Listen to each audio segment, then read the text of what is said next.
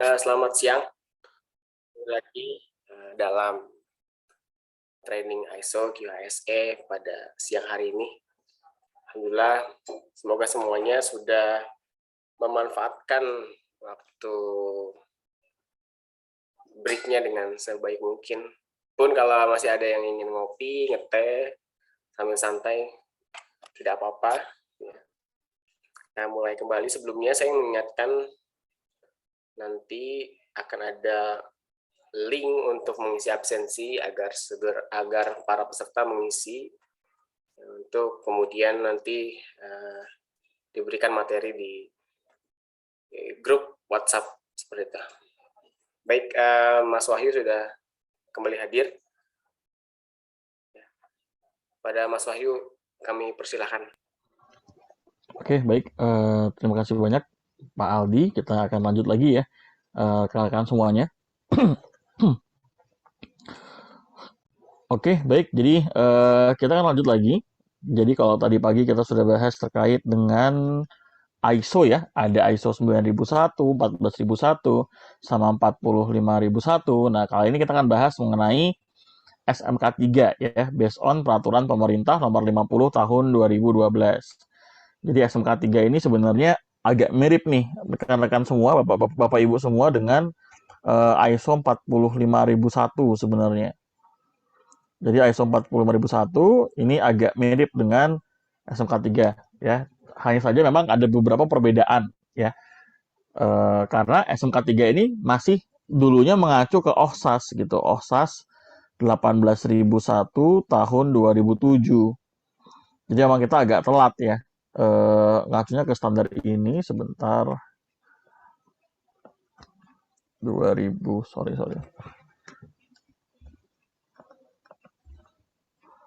2007 ya sebelumnya ya. Jadi dulu kita awalnya kalau kita bicara historinya munculnya di OSAS dulu nih 18.101 tahun 2007. 5 tahun setelahnya baru OSAS ini diadaptasi menjadi PP nomor 50 tahun 2012. Jadi PP nomor 50 tahun 2012 itu mengacunya ke OSAS yang ini begitu. Nah, kemudian ISO 45001 ini muncul nih di tahun 2018. Ini yang paling baru. Jadi karena kita keluarnya tahun 2012, sementara standar terbaru tahun 2018 masih belum sinkron isinya gitu ya. Jadi masih banyak perbedaan lah ya kalau kita lihat dari sisi standarnya, baik itu di SMK 3 PP nomor 50 tahun 2012 dengan ISO 45001. Itu masih ada beberapa perbedaan-perbedaan dari sisi konten begitu. Tapi kalau kita bisa bilang kemiripannya berapa persen ya, mungkin bisa dibilang sekitar 70 persenan ya, itu mirip gitu. Artinya bukan serta-merta perusahaan yang sudah implementasi ISO 45001 itu sudah implementasi SMK 3 berdasarkan PP nomor 50 tahun 2012. Belum tentu seperti itu gitu ya. Dan sebaliknya, perusahaan yang sudah implementasi PP nomor 50 tahun 2012 belum tentu dia sudah mengikuti atau sudah memenuhi semua persyaratan dari ISO 45001. Jadi masih ada beberapa hal yang masih perlu di-adjust lagi serta masih perlu disesuaikan kembali. Seperti itu sih terkait dengan dua standar ini. Nah, kita akan bahas regulasi ini karena memang ini adalah regulasi di Indonesia dari peraturan pemerintah yang merupakan turunan dari Undang-Undang Dasar 1945. Nah, jadi munculnya awalnya pada pasal 2 Undang-Undang Dasar 1945 ya, Bapak dan Ibu semuanya. Kemudian dari sini menyebutkan bahwasanya setiap warga negara berhak atas penghidupan yang layak gitu ya. Nah, penghidupan yang layak ini termasuk juga pekerjaan serta hak untuk bisa berada dalam kondisi yang layak ketika bekerja. Artinya tidak hanya dari sisi salary atau gaji yang menarik, tapi juga berikutnya ya kalau orang ini masuk dalam keadaan yang sehat, ya pulangnya juga harus dalam keadaan yang sehat. Jadi sama-sama sehat seperti itu. Kemudian turunannya adalah dari penghidupan yang layak tadi yang ada aspek keselamatan di dalamnya masuk kepada Undang-Undang Nomor 13 Tahun 2003. Ini berkaitan dengan Undang-Undang Ketenaga Kerjaan ya. Undang-Undang Nomor 13 Tahun 2003 ini berkaitan dengan ketenaga kerjaan. Nah, di sini ada dua pasal 86 dan pasal 87. Nah, dua pasal ini membahas mengenai kewajiban perusahaan untuk mengimplementasikan sistem manajemen K3 yang diintegrasikan dengan sistem manajemen perusahaan. Yang mana berikutnya sistem manajemen K3 ini nantinya itu akan bisa dilihat ya pada peraturan pemerintah turunannya yang terkait. Oleh karena itu ada di sini peraturan pemerintah nomor 50 tahun 2012 gitu ya, yang menjadi dasar dari implementasi yang berkaitan dengan SMK 3. Nah, tentunya ketika hal ini tidak dapat dipenuhi, maka akan ada sanksi. Hal ini juga sudah tertuang di payung hukumnya undang-undang terkait dengan keselamatan kerja, yaitu Undang-Undang Nomor 1 Tahun 1970. Sanksinya banyak ya, mulai dari sanksi administratif, kemudian denda hingga pidana. Jadi ada pencabutan izin, kemudian juga ada denda juga gitu ya, hingga ancaman kurungan bagi pengusaha yang tidak menerapkan sistem manajemen K3. Seperti itu. Jadi ada cukup banyak ya aspek yang kemudian akhirnya menjadi hal yang coba untuk digali sesuai dengan implementasi dari sistem manajemen K3 ini. Nah, ini yang tadi di pasal 87 Undang-Undang Nomor 13 Tahun 2003 menyebutkan bahwasanya setiap perusahaan itu wajib menerapkan ya sistem manajemen keselamatan dan kesehatan kerja yang terintegrasi dengan sistem manajemen perusahaan. Jadi harus ada integrasinya nih dengan sistem manajemen perusahaan yang ada. Nah, ketentuan penerapannya itu diatur pada ayat yang muncul pada ayat sebelumnya, diatur dengan peraturan pemerintah yang terkait. Atau dalam hal ini turunannya adalah dalam hal ini turunannya berupa PP nomor 50 tahun 2012 seperti itu. Nah, secara struktur Bapak Ibu semua, peraturan pemerintah nomor 50 tahun 2012 ini terdiri dari 22 pasal ya. Jadi sama seperti regulasi pada umumnya, di dalamnya ada pasal-pasal terkait dengan penerapannya. Nah, pasal ini juga punya lampiran. Ada lampiran 1, lampiran 2, dan juga lampiran 3. Nah, lampiran 1 membahas mengenai penerapannya, artinya penjelasan lebih detail dari pasal-pasal yang ada gitu ya, dan juga panduan untuk penerapannya di organisasi atau di perusahaan. Lampiran 2 adalah penilaian penerapan. Jadi lampiran 2 ini lebih mengarahkan kepada kita bagaimana melaksanakan audit sistem manajemen K3. Nah, audit SMK 3 tentunya beda juga ya dengan regulasi ini. Artinya kalau nanti yang kita bahas di siang hari ini adalah lebih kepada pemahaman terkait dengan sistem manajemen K3-nya. Tapi kalau Bapak dan Ibu ingin mendalami terkait dengan auditnya, maka nanti bisa ikut ambil kelas yang audit SMK 3. Ya. Sama halnya dengan tadi pagi yang saya sempat bahas audit QHSE ya, kan mengacu kepada ISO 19011, audit SMK 3 juga mengacu kepada regulasi yang lain gitu ya. Ada beberapa poin dari peraturan pemerintah nomor 50 tahun 2012 yang juga masuk, tapi berikutnya ada regulasi tambahan, yaitu Permenaker nomor 26 tahun 2014. Itu yang membahas terkait dengan penilaian penerapan untuk sistem manajemen keselamatan dan juga kesehatan kerja. Lalu selebihnya di lampiran 3 adalah laporan audit ya. Lampiran 3 ini membahas mengenai laporan audit. Kemudian laporan audit ini adalah mekanisme bagaimana pelaporan dilakukan sesuai dengan lampiran 2, di mana penilaian penerapannya dilaksanakan. Jadi masih berkait juga dalam bentuk nanti pelaporan auditnya. Nah, pelaporan audit ini dapat dilakukan secara internal dan juga secara eksternal ya. Kalau dilaksanakan secara internal, berarti ya di internal perusahaannya dilakukan pelaporannya sesuai dengan mekanisme audit internalnya. Tapi kalau misalnya ke eksternal nanti ya harus dilaporkan kepada pemerintah. Nah, untuk yang melaksanakan eksternal, ini tentunya dihandle oleh badan sertifikasi yang ditugaskan sebagai PJK 3 untuk melakukan aktivitas penilaian penerapan dari sistem manajemen K3. Oke, berikutnya adalah pengawasan. Nah, ini juga pasal yang muncul terkait dengan pengawasan, yang mana pengawasan SMK 3 itu dilakukan oleh pengawas ketenagakerjaan pusat, provinsi, dan atau kabupaten atau kota sesuai dengan kewenangannya. Nah, pengawasan ini meliputi apa saja? Yang pertama adalah pembangunan dan terjaminnya pelaksanaan komitmen, lalu organisasi yang muncul di dalam K3 itu sendiri, SDM-nya ya, terkait dengan persyaratan dari kompetensi dan lain sebagainya. Karena kan di beberapa regulasi itu juga mengatur mengenai persyaratan kompetensi ya. Seperti misalnya ada di Permenaker nomor 15 tahun 2008, itu ada membahas mengenai petugas P3K sertifikasi Kemenaker misalnya. atau yang berkaitan dengan aspek kompetensi juga masih banyak yang lain ya. Ada petugas penanggulangan kebakaran kelas D, kelas C, kelas B, kelas A, ada ahli K3 umum, ada ahli K3 penanggulangan kebakaran, ada teknisi K3 listrik dan lain sebagainya. Jadi fungsinya juga sampai kepada aspek sumber daya manusianya. Kemudian pelaksanaan peraturan perundang-undangan di bidang K3. Nah, seperti yang kita tahu, regulasi K3 juga ada cukup banyak ya, rekan-rekan semuanya, dan regulasinya juga berkembang ya. Maka semuanya harus di.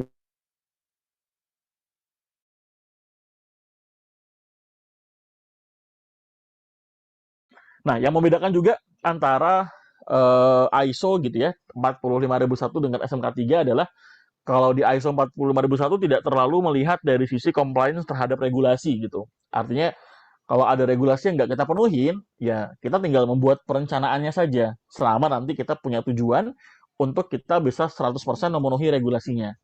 Namun kalau untuk di SMK 3 PP 50 tahun 2012 ini, itu maka prosesnya cukup banyak melihat dari sisi regulasi. Kalau regulasinya nggak ditepati, nggak dilaksanakan, maka akan menjadi sebuah temuan gitu ya bagi organisasi atau bagi perusahaan. Seperti itu. Kemudian keamanan bekerja, lalu pemeriksaan, pengujian, dan juga pengukuran dari penerapan sistem manajemen K3 juga menjadi hal yang diawasi. Pengendalian keadaan darurat dan juga bahaya industri. Ini misalnya gempa bumi, kebakaran, kemudian bahaya-bahaya khusus di industri seperti misalnya yang berkaitan dengan proses safety gitu ya, ada flammable, potensi untuk eksplosif, bahan yang meledak dan lain sebagainya. Lalu pelaporan perbaikan kekurangan, kemudian tindak lanjut dari audit. Nah, ketika ada fungsi pengawasan, tentunya ada potensi hasil pengawasannya berupa sebuah kesesuaian, artinya perusahaan sudah dapat menerapkan SMK3, atau bisa juga berupa ketidaksesuaian. Nah, ketidaksesuaian dari regulasi tentunya akan mengakibatkan adanya pelanggaran. Nah, pelanggaran pada pasal 87 yang berkaitan dengan SMK3 akan dikenai sanksi administratif berupa apa saja? Macam-macam ya, mulai dari teguran, peringatan tertulis, pembatasan kegiatan usaha, pembekuan kegiatan usaha, pembatalan persetujuan, pembatalan pendaftaran, penghentian sementara, atau bahkan yang paling parah sampai ke pencabutan izin. Nah, korelasinya dengan Undang-Undang Nomor 1 Tahun 1970 adalah berkaitan juga di sana ada sanksi untuk membayar ya kalau misalnya tidak menerapkan K3 serta sanksi untuk kurungan bagi pengusaha kalau tidak menerapkan K3 sesuai dengan aturan regulasi yang ada. Oke, nah kita lanjut ke pengertian apa sih itu SMK3 ya. Ya, jadi SMK3 adalah bagian dari sistem manajemen perusahaan secara keseluruhan. Jadi kalau kita melihat amanat dari regulasinya, sebenarnya SMK3 ini diminta untuk diintegrasikan saja dengan sistem manajemen yang lain yang dimiliki oleh perusahaan. Jadi bukan bagian yang terpisah atau berdiri sendiri. Nah, kenapa seperti itu? Karena arahan dari pemerintah ingin membuat SMK3 ini punya power. Jadi bukan menjadi bagian yang terpisah, tapi bagian yang terintegrasi dengan perusahaan. Kalau terpisah, biasanya akan dikerdilkan atau akan dikucilkan gitu ya. Karena kan K3 ini bicara mengenai cost atau biaya gitu ya yang harus dikeluarkan. Padahal sebenarnya bahaya atau biaya ini ya, biaya yang dikeluarkan untuk implementasi K3 ini tentunya akan lebih saving atau akan lebih mengurangi kerugian dampak gitu yang dialami oleh perusahaannya. Tapi tidak seperti itu gitu ya yang dianggapan oleh banyak orang. Oleh karena itu masih banyak perusahaan yang memandang sebagai dua hal yang terpisah. Padahal implementasi K3 tentunya ya juga membantu produksi. Gitu ya. Bayangin aja kalau misalnya banyak orang yang nggak masuk karena sakit atau kecelakaan kerja, itu kan bisa mengganggu target produksi karena orangnya nggak ada gitu. Atau yang paling parah bahkan kalau sudah izinnya dicabut atau tempatnya ditutup, itu kan sama sekali nggak bisa beroperasi ya, malah menyebabkan kerugian yang lebih parah lagi. Seperti itu. Nah, hal ini meliputi apa saja? Yang pertama, struktur organisasi, perencanaan, pelaksanaan, tanggung jawab, prosedur, proses, dan juga sumber daya. Ya, semua hal ini tentunya dibutuhkan untuk pengembangan penerapan dan juga aspek mengenai SMK3 ini dengan tujuannya untuk kita mengendalikan risiko, sehingga tempat kerja menjadi aman, efisien, dan juga produktif. Nah, ini yang sangat penting ya, rekan-rekan semuanya, karena kalau misalnya sudah diimplementasikan dengan baik, maka tentunya produktivitasnya akan dicapai. Angka absen karyawannya tinggi, angka izin tidak masuk karyawannya juga eh, rendah gitu. Artinya semua orang bisa bekerja dengan lebih efektif di tempat kerjanya masing-masing gitu. Kalau misalnya K3-nya diterapkan dengan baik. Oke ya, berikutnya adalah prinsip sistem manajemen keselamatan dan kesehatan kerja. Kalau tadi masih ingat di ISO, Bapak dan Ibu semua, kita mengenal prinsip dari sistem manajemen pada umumnya itu adalah PDCA ya. Ada plan, do, check, dan juga action. Sebentar.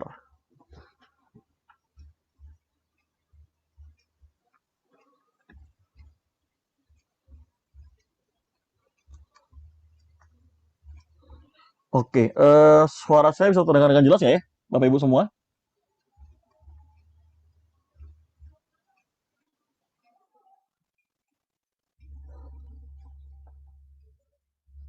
Tes, tes.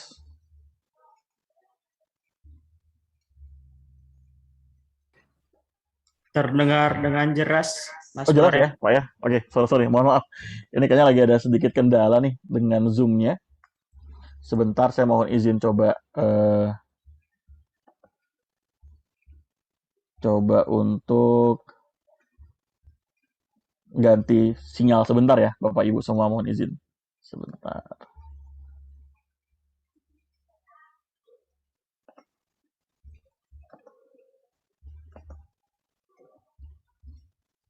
Oke, oke. Harusnya udah nggak apa-apa. Oke, kita lanjut lagi tadi ya. Ada PDCA ya, ada plan, do, check, dan juga action ya. Jadi PDCA ini adalah sistem prinsip ya. Adalah sebuah prinsip untuk memastikan bahwasanya sistem manajemennya berlangsung atau berjalan dengan efektif dan juga dengan baik gitu. Yang kita kenal sebagai plan, do, check, dan juga action. Nah, semua sistem manajemen itu menganut ini semua gitu ya. Jadi di ISO pun juga ada banyak series manajemen sistem. Selain dari mutu, K3 lingkungan, ada lagi ISO 37001, itu sistem manajemen anti penyuapan. Ada ISO 27001, sistem manajemen keamanan informasi. Ada banyak sekali dan itu semua juga menganut ke sistem PDCA ini gitu. Nah, di prinsip SMK3 itu juga sebenarnya PDCA, tapi P-nya ada dua gitu ya. Karena dia ada 5 nih secara prinsip dan juga secara alurnya. Jadi ini yang pertama, P yang pertama masih planning juga, P yang kedua di perencanaan juga masih planning. Kemudian ini yang masuk ke do-nya, ini masuk ke check-nya, ini masuk ke action-nya. Jadi dia menjabarkan planningnya menjadi dua. Yang pertama adalah penetapan kebijakan K3. Jadi startnya dari penetapan kebijakan terlebih dahulu kalau di SMK 3. Baru setelah penetapan kebijakan K3 diturunkan ke perencanaan K3 ya, pembuatan rencana-rencana berkaitan dengan aspek keselamatan dan juga kesehatan kerja. Lalu masuk ke pelaksanaan rencana K3 dunia, kemudian ceknya yaitu pengukuran dan juga evaluasi kinerja K3, kemudian terakhir yang A-nya, action-nya adalah peninjauan dan juga peningkatan kinerja sistem manajemen K3. Jadi secara prinsip sama ya dengan ISO yang tadi, hanya memang perencanaannya dibagi jadi dua. Nah, alur inilah yang juga muncul di dalam peraturan pemerintah nomor 50 tahun 2012. Dan yang kita lakukan dalam implementasi itu disesuaikan dengan 5 prinsip ini. Ya, mulai dari penetapan sampai ke peninjauan dan juga peningkatan kinerja sistem manajemen keselamatan dan juga kesehatan kerja. Seperti itu. Nah, ini ada beberapa perbedaan ya antara PP 50 dan juga ISO 45001. Yang pertama, siapa yang menggagas atau yang membuat atau yang menciptakan sistemnya? Kalau di ISO 45001 diciptakan oleh International Organization for Standardization atau IOS, tapi untuk di PP 50 itu dibuat atau dibikin oleh pemerintah Indonesia. Nah, kewajibannya yang kedua, kalau misalnya di ISO 45001 itu sukarela ya, sifatnya kalau mau aja gitu ya, jadi nggak mandatory. Tapi kalau PP 50 itu ada kewajiban bagi perusahaan yang mempekerjakan 100 orang pekerja atau lebih, atau dia masuk ke dalam pekerjaan berisiko tinggi. Nah, ini terpenuhi salah satu saja dari dua persyaratan ini, itu sudah wajib mengimplementasikan sistem manajemen K3. Kemudian masa berlakunya diakui di mana? Kalau misalnya 45.001 itu di internasional, PP 50 diakui secara nasional. Tapi ada wacana untuk nantinya akan bisa diakui se-Asia Tenggara ya. Tapi itu melihat masih proses pada saat ini, karena memang kita juga tahu di Kemenaker atau di Menteri Ketenagakerjaan saat ini sedang diproses untuk Indonesia menjadi salah satu pengurus gitu ya, terkait dengan implementasi K3 di Asia Tenggara, seperti itu. Badan sertifikasinya kalau untuk yang ISO oleh Badan Sertifikasi ISO ya, yang melaksanakan, kalau untuk PP nomor 50, dia juga badan sertifikasi, tapi lembaganya harus sudah ditunjuk oleh pemerintah. Kalau misalnya 45.001 kan nggak wajib ya, bukan harus lembaga yang ditunjuk oleh pemerintah. Sanksi penerapan kalau ISO 45001 tidak ada. Jadi kalau mau dilakukan silahkan, kalau enggak juga ya nggak apa-apa gitu ya. Tapi kalau misalnya di PP nomor 50 itu akan ada sanksinya kalau misalnya tidak menerapkan SMK 3 sesuai dengan regulasinya. Nah, kemudian kalau kategori implementasinya, kalau di ISO 45001 tahun 2018 itu nggak ada kategori-kategorian. Jadi dari 10 klausul yang ada, ya klausul 4 sampai klausul 10-nya itu ya harus dijalankan, harus diimplementasikan. Jadi nggak ada keringanan dan lain sebagainya. Itu masuk ke dalam sisi yang harus dijalankan gitu. Tapi kalau PP 50 tahun 2012 itu dibagi menjadi 3 tingkat penerapan ya.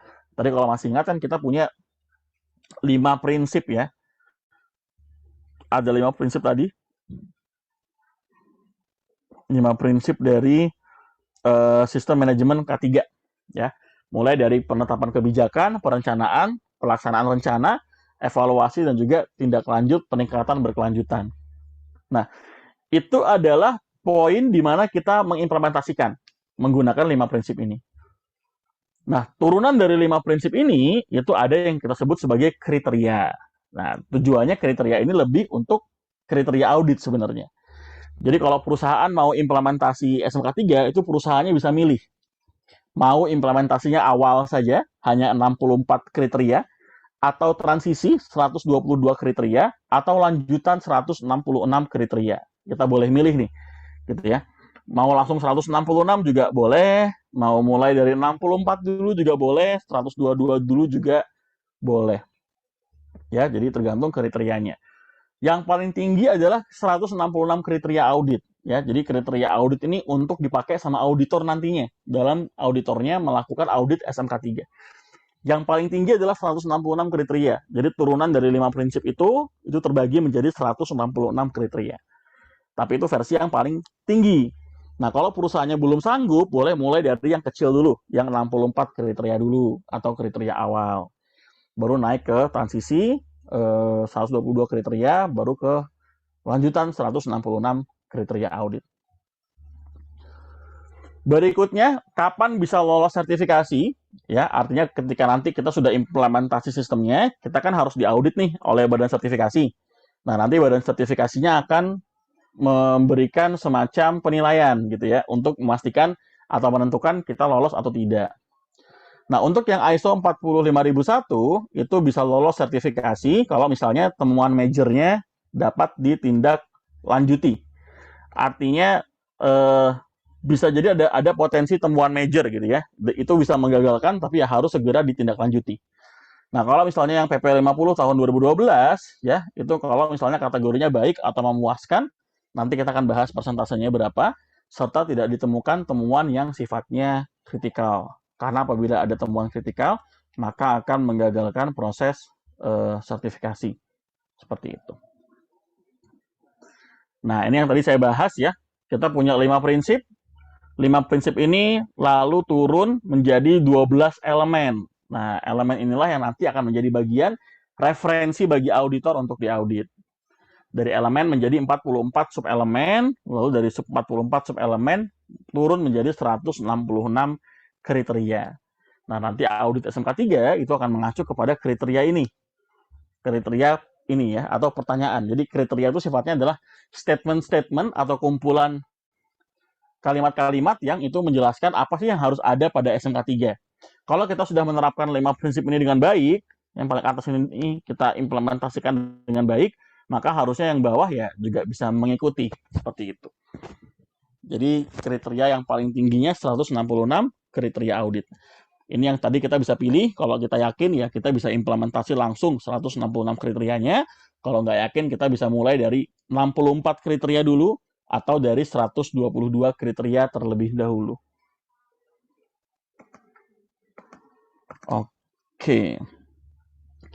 Nah, ini tadi adalah 5 prinsipnya ya Bapak Ibu semua, mulai dari penetapan kebijakan K3, kemudian perencanaan K3, lalu pelaksanaan rencana K3, pemantauan dan evaluasi kinerja K3, serta peninjauan dan juga peningkatan kinerja sistem manajemen keselamatan dan juga kesehatan kerja. Nah, ini adalah hubungan dari prinsip dan juga elemennya ya. Jadi ada hubungan antara prinsip dan juga elemen dari sistem manajemen keselamatan dan juga kesehatan kerja. Nah, di elemen yang pertama yang berkaitan dengan penetapan kebijakan, di prinsip yang pertama yang berkaitan dengan penetapan kebijakan itu ada satu elemen ya, yaitu elemen nomor 1 berbicara mengenai kebijakan dan juga komitmen ya. Kemudian di poin perencanaan K3 ada 3 elemen.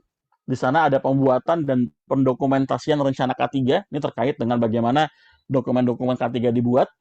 Lalu pengendalian perancangan dan peninjauan kontrak. Ini lebih kepada kontrak kita dengan pihak ketiga. Sama pengendalian kalau misalnya di perusahaan ada modifikasi-modifikasi yang dilakukan tidak sesuai dengan standar yang ada. Termasuk di perencanaan adalah pengendalian dokumen. Bagaimana cara kita membuat dokumen, kemudian mendistribusikan dokumen, termasuk menyimpan dokumentasi-dokumentasi terkait dengan implementasi SMK 3. Lalu pelaksanaan rencana K3, ini ada kurang lebih 3 hal ya yang muncul di sini, yaitu pembelian dan pengendalian produk. Ini sama seperti yang tadi kita bahas di ISO, juga di sini ada berkenaan dengan seleksi dan juga evaluasi vendor ya dari aktivitas pembelian. Kemudian keamanan bekerja, ini adalah lebih kepada izin kerja. Seperti yang teman-teman mungkin juga tahu, ada beberapa aktivitas yang berisiko tinggi. Ya, misalnya kalau di K3 yang berisiko tinggi itu ada bekerja di ketinggian, atau working at height, ada bekerja di ruang terbatas, atau pekerjaan confined space, gitu ya. Kemudian berikutnya adalah ada pengelolaan material dan juga perpindahannya gitu ya. Yang nomor 9 pengelolaan material dan juga perpindahannya, ini yang berkaitan dengan aspek mobilisasi ya. Kalau di gudang misalnya saat kita menghandle material, itu kan ada material yang sifatnya B3 misalnya ya, atau bahan berbahaya beracun, ada juga yang sifatnya bahan kimia berbahaya ya. Maka tentunya pengelolaannya juga harus disesuaikan dengan material safety dataset begitu. Sama perpindahannya, dalam hal kita mindahin bahan kimia kan juga nggak boleh bocor. Terus kalau kita menggunakan alat bantu misalnya forklift atau crane, harus dipastikan di sana juga ada CO-nya atau ada surat izin operatornya, dan alatnya juga punya izin. Nah, ini juga pasti perihal mengenai bagaimana kita melaksanakannya tetap dengan kaidah-kaidah sesuai regulasi yang ada. Lalu kemudian berikutnya adalah pemantauan dan juga evaluasi. Ada beberapa hal yang muncul di sini terkait dengan standar pemantauan, lalu pelaporan dan juga perbaikan kekurangan, pengumpulan data, serta audit sistem manajemen K3. Nah, jadi sama-sama ada auditnya ya. Kalau di 45001 juga ada audit, di SMK 3 juga ada audit. Seperti itu. Baru yang terakhir di peninjauan dan juga peningkatan kinerja SMK 3, di situ ada tinjauan manajemen serta pengembangan keterampilan. Pengembangan keterampilan itu lebih kepada aktivitas training atau pemenuhan kompetensi sesuai dengan matriks atau sesuai dengan standar yang sudah ditentukan sebelumnya, seperti itu. Nah, ini adalah elemen-elemen ya di dalam SMK 3 yang merupakan turunan dari sistem manajemen SMK 3 yang dalam hal ini adalah prinsipnya. Dari 5 prinsip turun menjadi elemen, elemen turun menjadi kriteria. Seperti itu. Jadi agak beda ya, kalau di ISO ada prinsip PDCA, ada 10 klausul. Dari 10 klausul yang diimplementasikan klausul 4 sampai klausul 10. Kalau di SMK 3, PDCA-nya jadi prinsip namanya, mulai dari penetapan kebijakan, perencanaan, pelaksanaan, pemantauan, serta peninjauan yang muncul di 5 ini. Lalu turunannya ada 12 klausul atau 12 pasal yang 12-12-nya harus diikuti gitu ya. Kalau tadi kan di ISO ada 10 pasal yang harus diimplementasikan pasal 4 sampai 10. Jadi hanya 7 pasal saja. Tapi kalau di SMK 3 pasal 1 sampai 12 semuanya harus diimplementasikan. Seperti itu. Oke ya, sebelum kita masuk ke penjelasan lebih detail terkait dengan kelima prinsip ini, barangkali ada yang mau ditanyakan, Bapak Ibu semua, terkait dengan sistem manajemen K3. Silahkan, feel free saja ya. Kalau ada yang mau ditanya, atau mau di chat juga nggak apa-apa, seperti tadi pagi juga banyak yang akhirnya bertanya via chat. Silahkan ya Bapak Ibu semua, nggak perlu nunggu saya selesai ngomong misalnya. Kalau ada pertanyaan bisa silahkan langsung ditanyakan saja, seperti itu. Oke, next kita coba akan breakdown satu-satu ya untuk prinsipnya ini, kelima prinsip ini, karena pendekatannya adalah pendekatan prinsip untuk implementasi SMK 3 sesuai dengan peraturan pemerintah nomor 50 tahun 2012. Oke, yang pertama adalah penetapan kebijakan K3 ya. Jadi penetapan kebijakan K3 ini yang harus dipastikan adalah kita harus punya tinjauan awal K3 dulu ya. Artinya kita harus tahu dulu nih kondisi awal kita bagaimana gitu ya. Apakah sumber daya kita sudah memadai atau jangan-jangan memang masih banyak yang kita belum punya. Nah, itu yang kita harus sadari dulu nih sebagai bagian dari tinjauan awal. Nah, termasuk yang kita bisa lakukan adalah terkait dengan tinjauan awal ini, kita identifikasi potensi bahayanya apa saja. Identifikasi potensi bahayanya apa saja ya, dan juga penilaian serta pengendalian risiko. Kemudian kita bisa bandingkan penerapan K3 kita dengan perusahaan dan juga sektor lain yang lebih baik. Misalnya kita di bidang industri minyak gitu ya, kita bisa compare dengan katakanlah Pertamina misalnya gitu ya, atau perusahaan-perusahaan lain, ConocoPhillips misalnya, atau BP sebagai acuan seperti itu. Kalau misalnya kita di tambang, kita bisa mengacu kepada tambang-tambang yang besar gitu ya. Kalau kita di logistik ya juga bisa mengacu kepada perusahaan-perusahaan logistik yang sudah cukup besar. Artinya nanti dari sana kita bisa belajar apa improvement yang kita bisa lakukan terkait dengan pengembangan dari sistem manajemen K3 itu. Lalu peninjauan sebab akibat kejadian yang membahayakan, kompensasi gangguan, serta penilaian sebelumnya ya yang berkaitan dengan K3, serta menilai efisiensi dan juga efektivitas sumber daya yang disediakan gitu.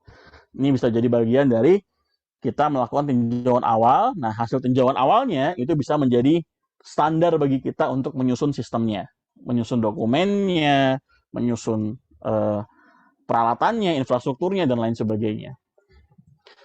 Kemudian secara prinsip harus ada peningkatan kinerja terus-menerus atau continuous improvement. Ini bahasa yang sederhana atau yang memang baku ya. Muncul di setiap implementasi sistem, tentunya harus ada peningkatan kinerja yang berkelanjutan. Nah, yang nggak kalah penting juga nomor 3. Jadi bikin kebijakan itu nggak bisa asal bikin, tapi harus ada masukan dari serikat atau pekerja. Nah, ini agak beda nih sama ISO yang tadi. Kalau ISO yang tadi, paling tidak bikin aja nih dari company, atau dari perusahaan, atau dari direksinya. Kalau sudah tinggal dikomunikasikan ke semua karyawan, gitu, dan juga eksternal. Tapi kalau di SMK 3, itu kita mesti dapat masukan dari pekerja, Bapak Ibu semua. Atau dari serikat pekerja kalau memang ada, begitu. Tapi harus ada masukan dari sana. Nah, maka dari itu caranya dengan apa? SMK 3 nggak minta buktinya harus dengan meeting nih. Jadi Bapak Ibu meeting dengan serikat pekerja, misalnya. Atau harus ada pertemuan rutin juga nggak perlu gitu ya. Artinya masukan ini ya kita bisa wawancara saja juga nggak apa-apa. Kita minta pendapat perwakilan dari pekerja atau perwakilan dari serikat sebagai bahan untuk kita bisa memperbaiki atau bahkan menyusun terkait dengan kebijakan mengenai sistem manajemen keselamatan dan juga kesehatan kerja. Seperti itu. Oke, sebentar. Oke. Nah, ini berikutnya tinjauan awal bertujuan untuk mengetahui situasi pelaksanaan K3 pada saat ini. Jadi kita tahu kita mulainya dari mana, ya. Kemudian menyediakan informasi untuk pengambilan keputusan serta membandingkan dengan peraturan yang terkait, Juklak, Juknis, manual K3 yang ada, kemudian pelaksanaan kinerja K3 pada sektor yang sama, ya, terkait dengan P2K3, tenaga kerja, dan lain sebagainya, termasuk efisiensi dan efektivitas sumber daya dalam pelaksanaan K3. Nah, ini kita bisa lihat lebih lanjut pada saat kita melaksanakan tinjauan awal. Nah, berikutnya kebijakan K3, ini sama seperti di kebijakan K3-nya ISO 45001 ya. Ada beberapa hal yang harus muncul di dalam kebijakannya. Ya, kurang lebih ada 4 poin ya terkait dengan yang harus muncul. Yang pertama, di dalam kebijakan harus ada visinya, visi dari perusahaannya ya, mau jadi apa perusahaan ini, ya. Kemudian tujuan perusahaan juga harus muncul di dalam kebijakan. Jadi agak ada perbedaan ya kalau kita lihat dibandingkan dengan versi dari ISO 45001. Ya, ada beberapa yang berbeda. Kemudian berikutnya adalah komitmen ya dan juga tekad melaksanakan kegiatan atau kebijakan ya dengan cara disahkan oleh pucuk pimpinan perusahaan. Kalau yang nomor 3 sama ya dengan yang di ISO, karena yang di ISO juga harus disahkan oleh pimpinan dari perusahaan. Lalu berikutnya adalah harus menyiapkan kerangka dan juga program kerja K3. Nah, ini mencakup kegiatan perusahaan secara menyeluruh yang bersifat umum dan atau operasional. Nah, ini beberapa poin yang harus muncul dalam kebijakan dan kemudian kebijakannya juga tentunya dapat disosialisasikan kepada pihak-pihak yang terkait.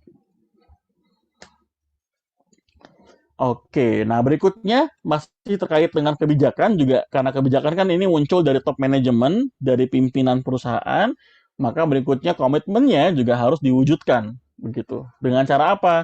Dengan cara menempatkan organisasi K3 pada posisi yang menentukan keputusan perusahaan. Nah, di luar sana Bapak Ibu masih banyak K3 ini yang nggak punya organisasi. Jadi cuma satu orang aja. Dia ada di bawah HRGA misalnya. Atau dia ada di bawah facility, misalnya seperti itu. Itu masih banyak tuh yang seperti itu. Jadi dia nggak punya power apa-apa. Jadi nggak bisa menentukan keputusan perusahaan juga. Nah, jadi lebih baik kita bisa membentuk safety department misalnya gitu ya, yang juga punya power secara struktur, atau ya kita pakai P2K3 aja, itu juga bisa. Karena kan P2K3 ini ketuanya pimpinan, kemudian sekretarisnya ahli K3 gitu. Artinya secara power juga sudah punya kewenangan. Nah, kalau mau juga kita fokus ke P2K3-nya juga bisa gitu ya. Artinya P2K3 harus punya struktur perusahaannya yang dimana garis-garisnya memberikan peluang untuk bisa menentukan keputusan perusahaan. Seperti itu.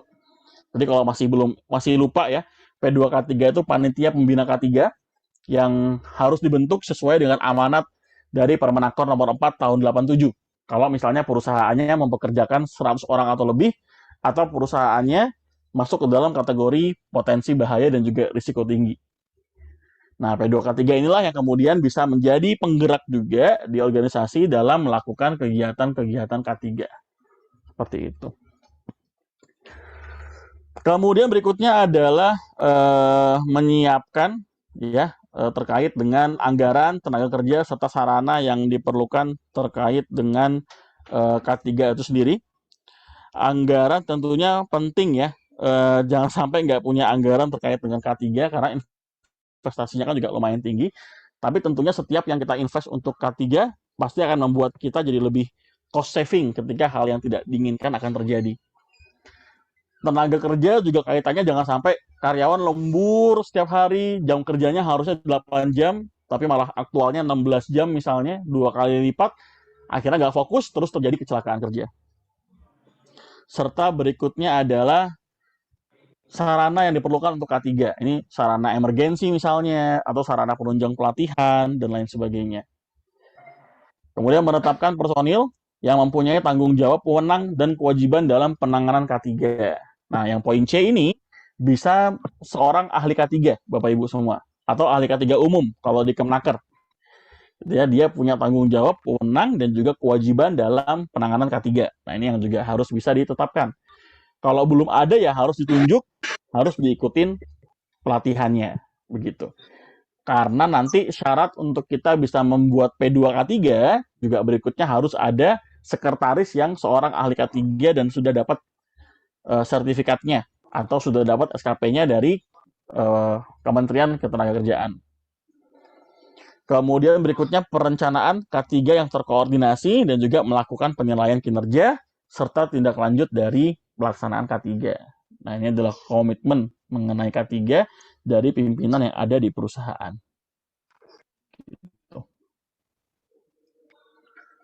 Oke, lanjut lagi, pimpinan menjamin komitmen dan juga kebijakan yang mencakup ya ada pengakuan K3 sebagai yang terintegrasi dengan kinerja perusahaan.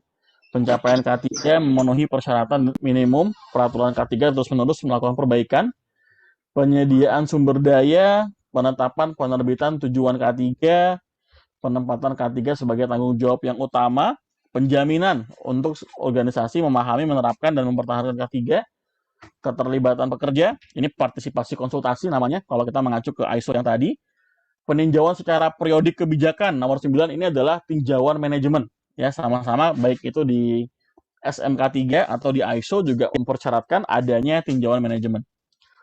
Lalu pelaksanaan pelatihan di semua tingkat ya untuk melaksanakan tugas dan tanggung jawabnya di bidang keselamatan dan kesehatan kerja. Nah, kalau ini tadi kita bicara mengenai kebijakan umum Bapak Ibu semua. Ya, kebijakan umum adalah kebijakan yang secara general membahas mengenai K3. Nah, kebijakan umum ini konten-kontennya adalah yang ini, yang sudah kita bahas ya. Ada visi, tujuan, komitmen, dan kerangka untuk program kerja. Komitmennya juga sudah kita bahas, apa aja gitu ya, yang kita bisa munculkan.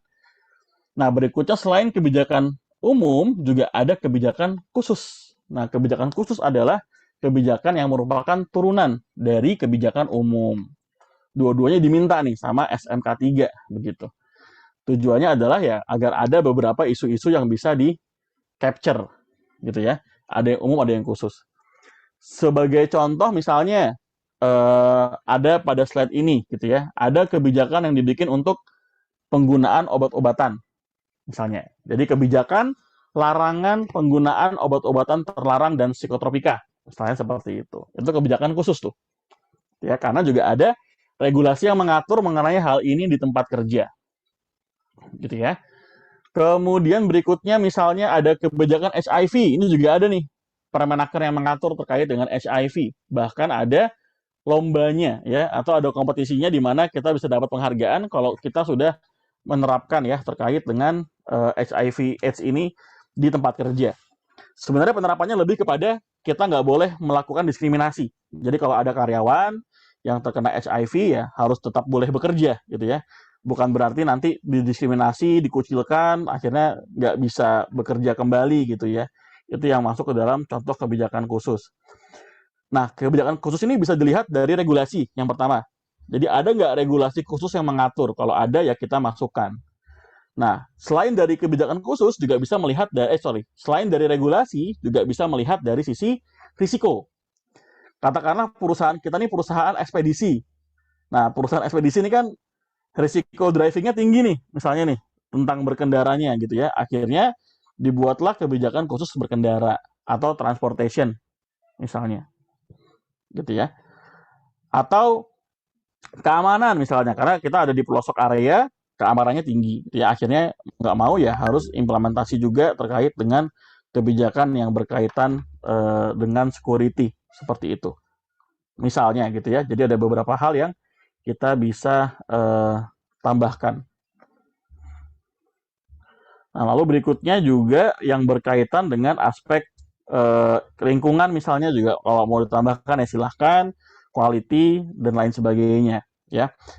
Atau larangan merokok juga bisa gitu ya, karena itu adalah kebijakan juga tuh untuk melihat terkait dengan risiko terjadinya kebakaran gitu.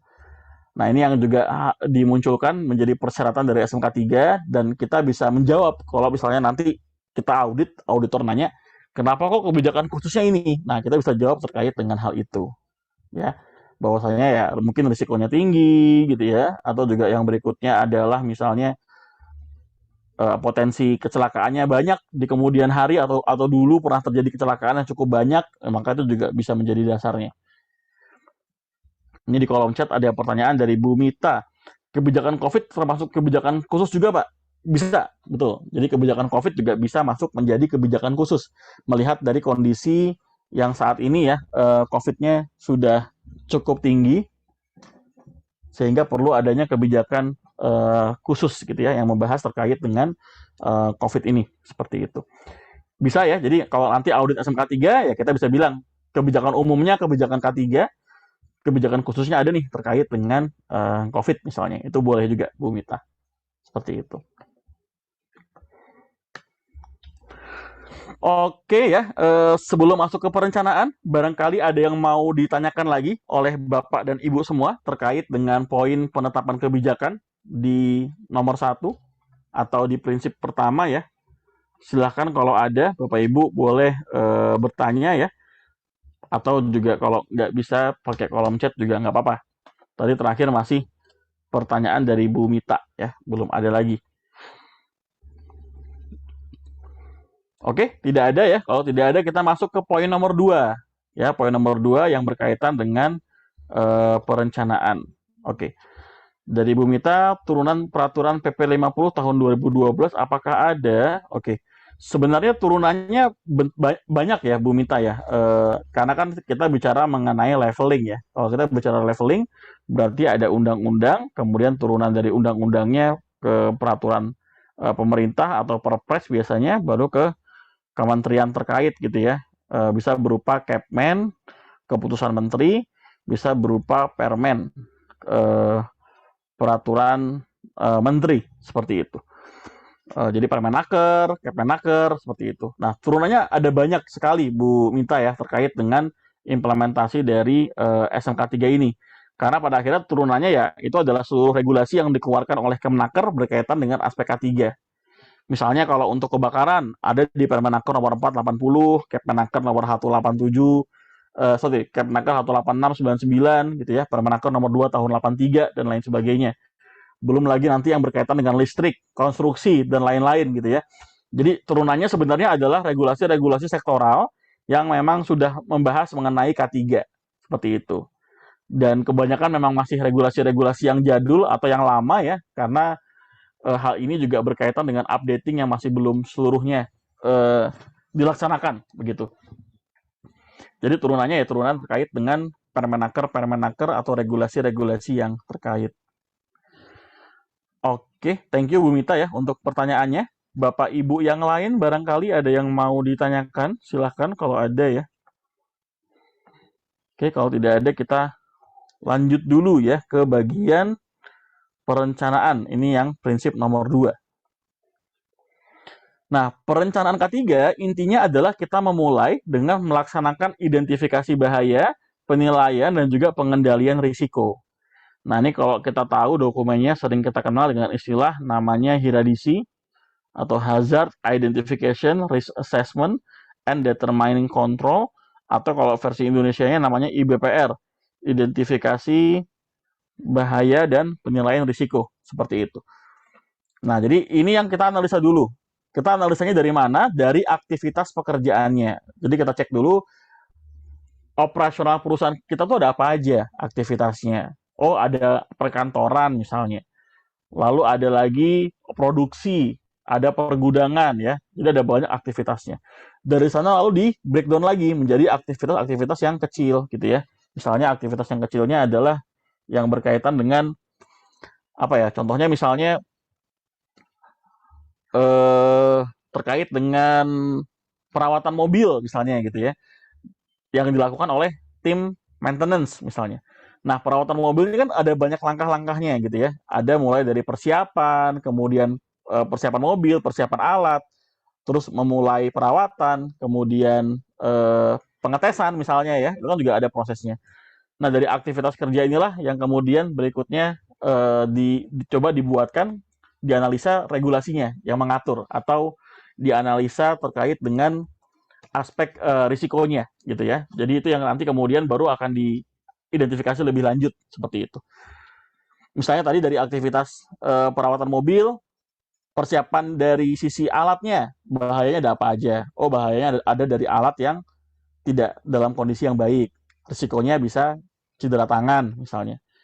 Kemudian apalagi bahayanya dari persiapan, bahaya dari misalnya katakanlah area kerja yang terlalu sempit misalnya. Nanti risikonya apa? Risikonya dapat terjadi kecelakaan kerja. Nanti pengendaliannya apa? Seperti itu. Jadi harus detail ya. Semakin detail perencanaan kita akan semakin baik. Semakin detail hiradisinya dibuat atau IBPR-nya dibuat, itu akan semakin baik. Akan jadi banyak sekali bahaya yang kita bisa capture dan banyak sekali risiko yang kita bisa capture juga gitu. Nah, pada akhirnya belum tentu semua bahaya dan juga risiko itu berada di kondisi yang bisa kita kendalikan. Nah, buat yang belum bisa kita kendalikan, kita jadi bisa masukkan itu ke dalam program kerjanya. Gitu ya. Jadi cukup enak sebenarnya asalkan kita betul-betul bisa mengidentifikasi dengan baik mengenai aktivitas kita itu punya bahaya apa, risiko apa, dan bagaimana metode pengendaliannya. Nah, nomor 2 juga berhubungan dengan yang tadi saya sebutkan untuk regulasi. Nah, regulasinya juga harus bisa dipenuhi terkait dengan persyaratan K3 ini. Seperti yang tadi juga sudah ditanyakan oleh Bu Mita gitu ya, bahwasanya regulasinya banyak nih Bapak Ibu semua, turunan dari peraturan pemerintah yang ada dalam bentuk terutama Permenaker. Kalau kita bicara K3, ya coba dijadikan referensi regulasi dari Kemenaker saja gitu ya. Itu yang harus dipahami dan juga diimplementasikan. Karena di Indonesia ini masih ada regulasi yang tumpang tindih, Bapak Ibu semua. Itu yang kita juga harus paham ya.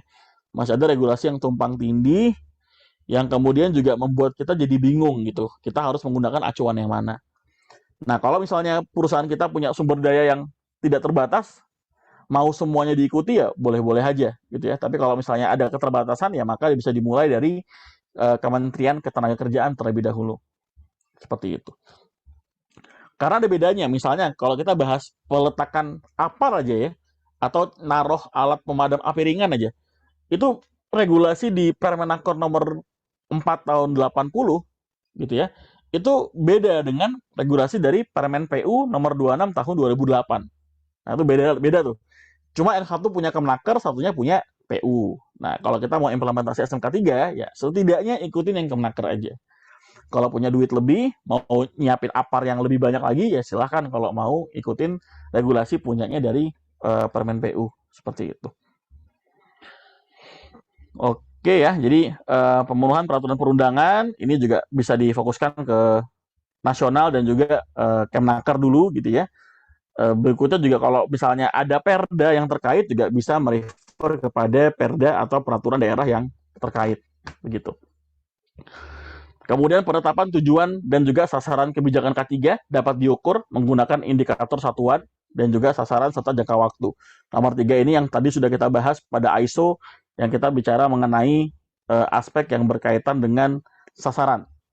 Yang tadi harus smart ya. Specific, measurable, achievable gitu ya.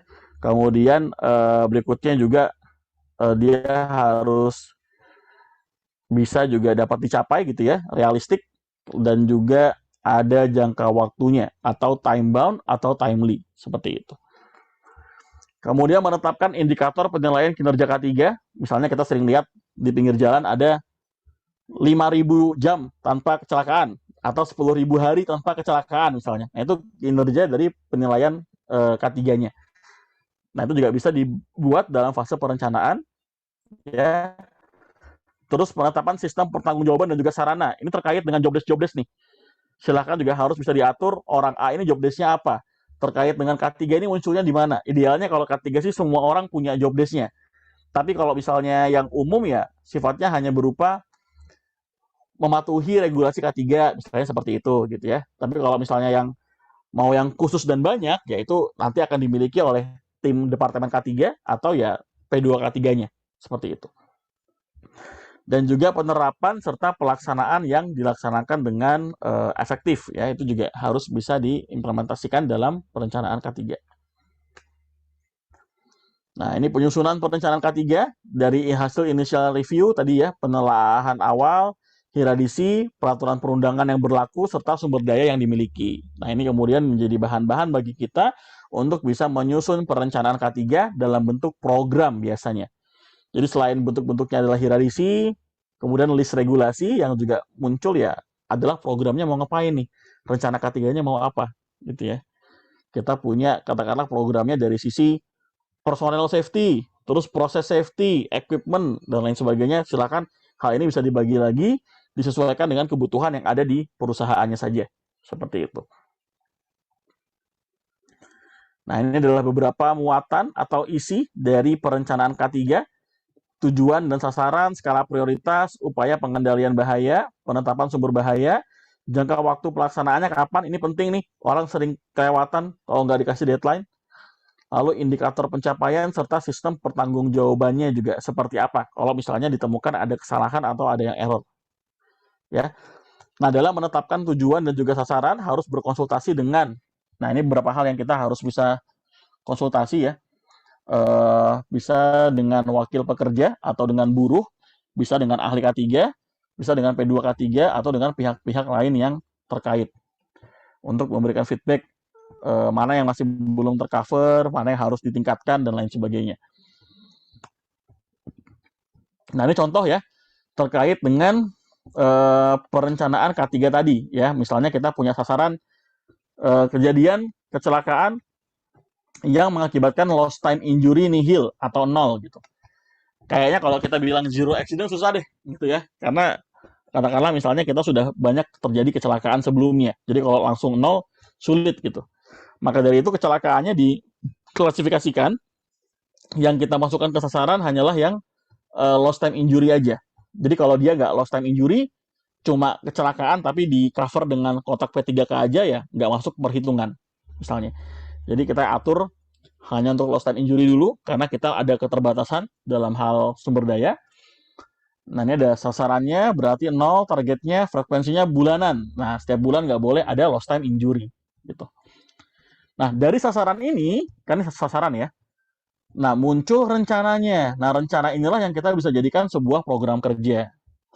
Ada apa aja di sini? Ada sosialisasi dengan cara safety talk. Oh, kita punya program safety talk yang pertama.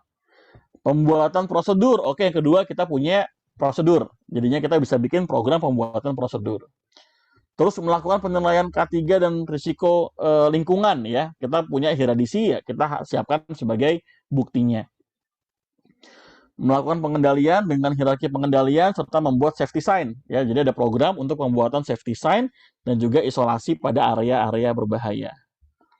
Ya, nah ini yang kita bisa buatkan ke sebuah program. Tinggal nanti tentuin siapa penanggung jawabnya dan seberapa progresnya sampai sejauh ini. Nah, karena ini bulanan, maka pemantauannya juga harus dilakukan setiap bulan ya, sama seperti yang bawah ini. Hasil pemantauannya bagaimana nih? Januari, Februari, Maret, April, Mei, Juni.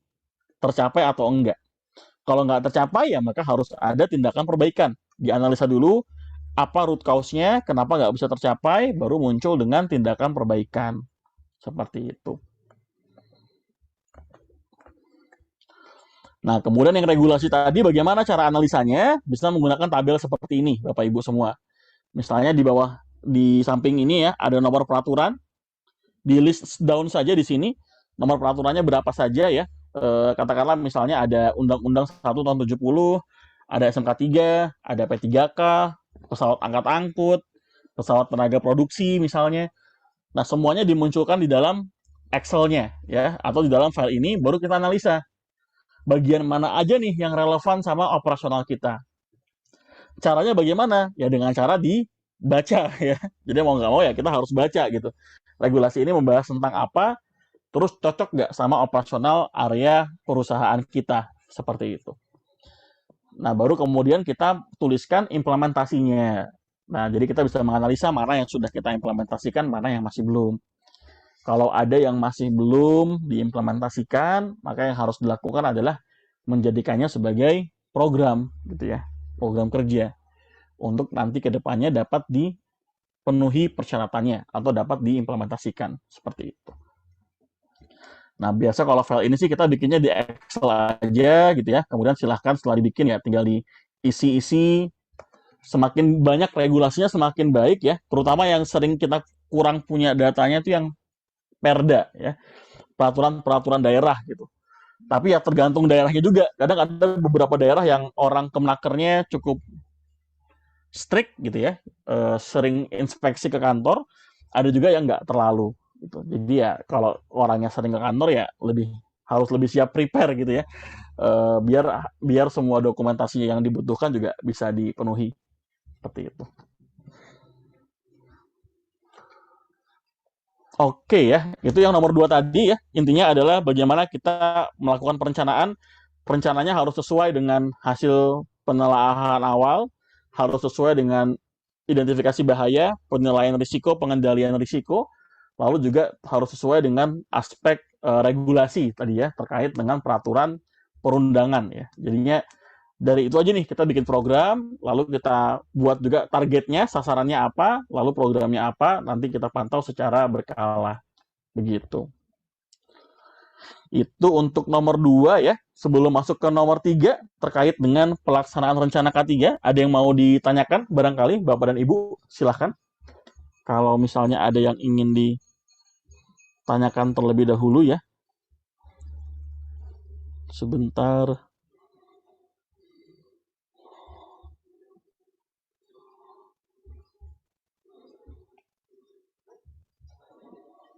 Oke ya, di kolom chat.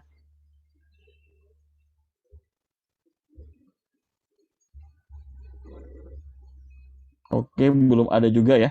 Kalau gitu kita coba lanjut lagi. Sekarang sudah ke prinsip yang nomor 3 terkait dengan pelaksanaan rencana K3 ya. Jadi setelah ada penetapan kebijakan, kemudian setelah itu masuk ke perencanaan, nah baru dari rencananya harus diimplementasikan, baru kemudian masuk ke pelaksanaan dari rencana K3. Nah, di sini yang harus dilakukan adalah memastikan bahwasanya penyediaan sumber dayanya sudah harus ada ya, dan juga prasarana dan juga sarananya memadai.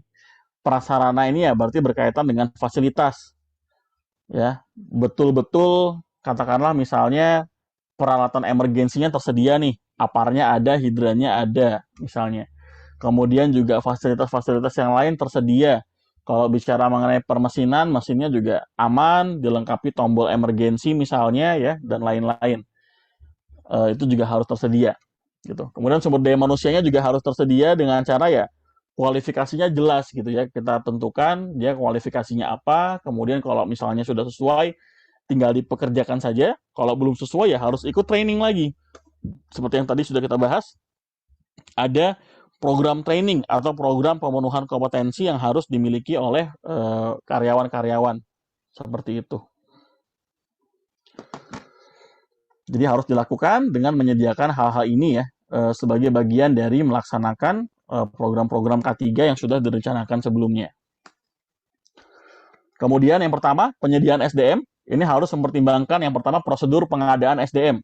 Ini kaitannya ke MPP ya, atau Manpower Planning yang sering kita sebut. Gimana nih caranya nyediain SDM? Harusnya sih setiap departemen itu punya akses gitu ya, atau bisa mengusulkan. Katakanlah misalnya departemennya targetnya banyak, jumlah SDM-nya dikit, maka dia bisa mengusulkan manpower kepada SDM atau kepada HRD begitu.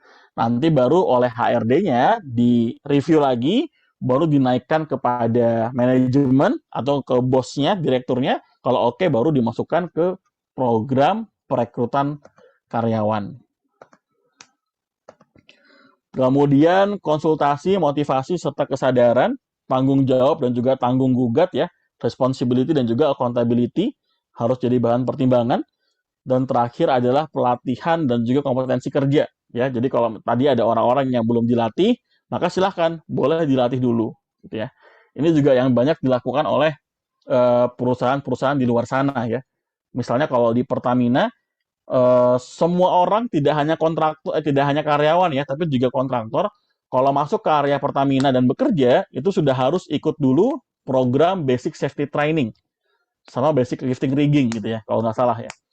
Jadi BST sama BLR ini harus ikut dulu nih semuanya. Nanti ada tesnya juga gitu. Jadi ya mau dia kontraktor kerja cuma 5 hari, 10 hari ya harus ada skill set minimum bagi orang yang mau bekerja di area Pertamina untuk bisa bekerja dan masuk ke sana gitu. Nah, itu contohnya bagaimana akhirnya ya pelatihan dan juga kompetensi harus disesuaikan sebelum nanti prasarananya dan pelaksanaan program-program K3-nya dapat berjalan dengan baik. Ya, termasuk yang sifatnya fungsional ya, atau kalau di sini ada contohnya P2K3. Nah, ini yang tadi mungkin bingung apa itu P2K3. P2K3 adalah panitia pembina keselamatan dan kesehatan kerja.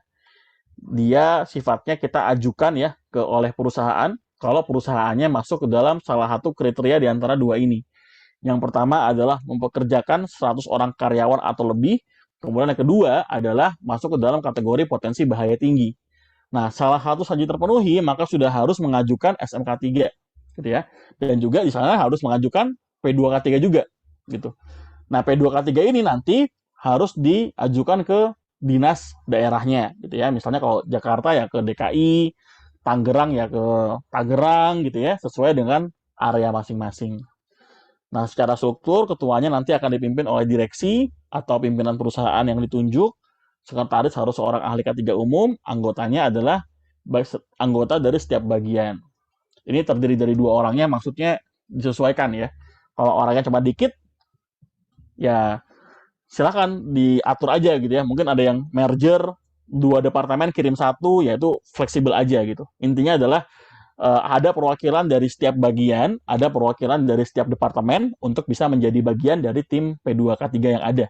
Seperti itu. Dari Bu Mita nih ada pertanyaan. P2K3 berbeda dengan Departemen HSE. Masih berbeda, Bu Mita. Betul. Jadi konsepnya beda gitu ya. Karena kalau untuk Departemen HSE itu sifatnya secara struktural. Departemennya memang tersedia di organisasi kita. Kita tunjuk orang sebagai bagian dari Departemen HSE gitu ya, untuk nantinya bisa melaksanakan program-program kerja HSE. Nah, kalau untuk P2K3 itu struktur sendiri memang tujuannya adalah ingin pelibatan dari seluruh elemen di perusahaan. Maka dari itu sebisa mungkin anggotanya adalah perwakilan dari setiap departemen gitu. Karena kadang-kadang HSE ini kan satu departemen sendiri ya. Belum tentu tim HSE ini bisa menyentuh orang-orang di semua departemen gitu. Nah, bagaimana cara kita menyentuh semua orang di setiap departemen dengan cara kita ambil perwakilannya. Kita jadiin sebagai tim P2K3 gitu. Jadi mau nggak mau dia akan jadi perpanjangan tangan untuk menjelaskan ke departemennya masing-masing. Jadi kayak dutanya gitu ya. Jadi nanti dia akan membantu kita dalam menjalankan proker-proker terkait dengan K3. Dan ketuanya harus pimpinan tertinggi sebenarnya. Kalau kita bicara regulasinya, ketuanya itu harus pengurus. Pengurus kalau bahasanya regulasi sekarang itu harusnya direksi gitu ya. Jadinya pengambilan keputusannya juga akan sangat cepat karena ketua P2K3-nya adalah direksi gitu. Nah, sekretarisnya adalah ahli K3 umum. Jadi ya anggap aja P2K3 ini adalah tim yang akan membantu pekerjaan dari Departemen HSE kayak gitu. Jadi nanti HSE adalah departemen yang akan mensupervisi kegiatan dari P2K3 gitu ya. Dan nanti P2K3 ini juga kita harus sahkan dulu ke Disnaker. Nanti Disnaker akan punya pengesahannya gitu ya terkait dengan P2K3 ini. Lalu setelah itu ya kita harus mengirimkan secara rutin setiap 3 bulan sekali apa saja yang sudah kita lakukan di perusahaan. Seperti itu sesuai dengan pengesahan P2K3 yang sebelumnya sudah dilakukan. Begitu. Oke. Semua harus bersedia ikut dalam tim. Sebenarnya nanti tidak secara aturan sih nggak disebutin harus perwakilan dari semua departemen ya. Regulasinya cuma bilang ya perwakilan pekerja begitu bahasanya.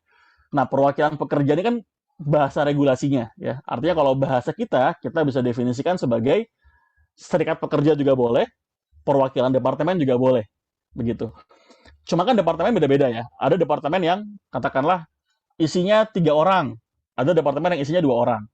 Kalau masing-masing diambil satu, takutnya nggak disetujui sama manajernya, karena pekerjaannya sudah cukup banyak. Nah, kalau mau silakan 2 orang ini atau 2 departemen di merger jadi satu, kita cuma cukup ambil 1 orang PIC aja.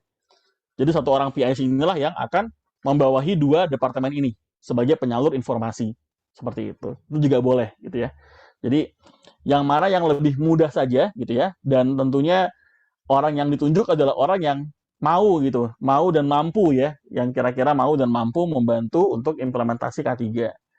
Daripada nanti orangnya orang-orang yang suka menolak gitu ya, nanti malah menyusahkan kita sebagai orang yang akan mensupervisi kinerja dari tim P2K3 yang ada begitu.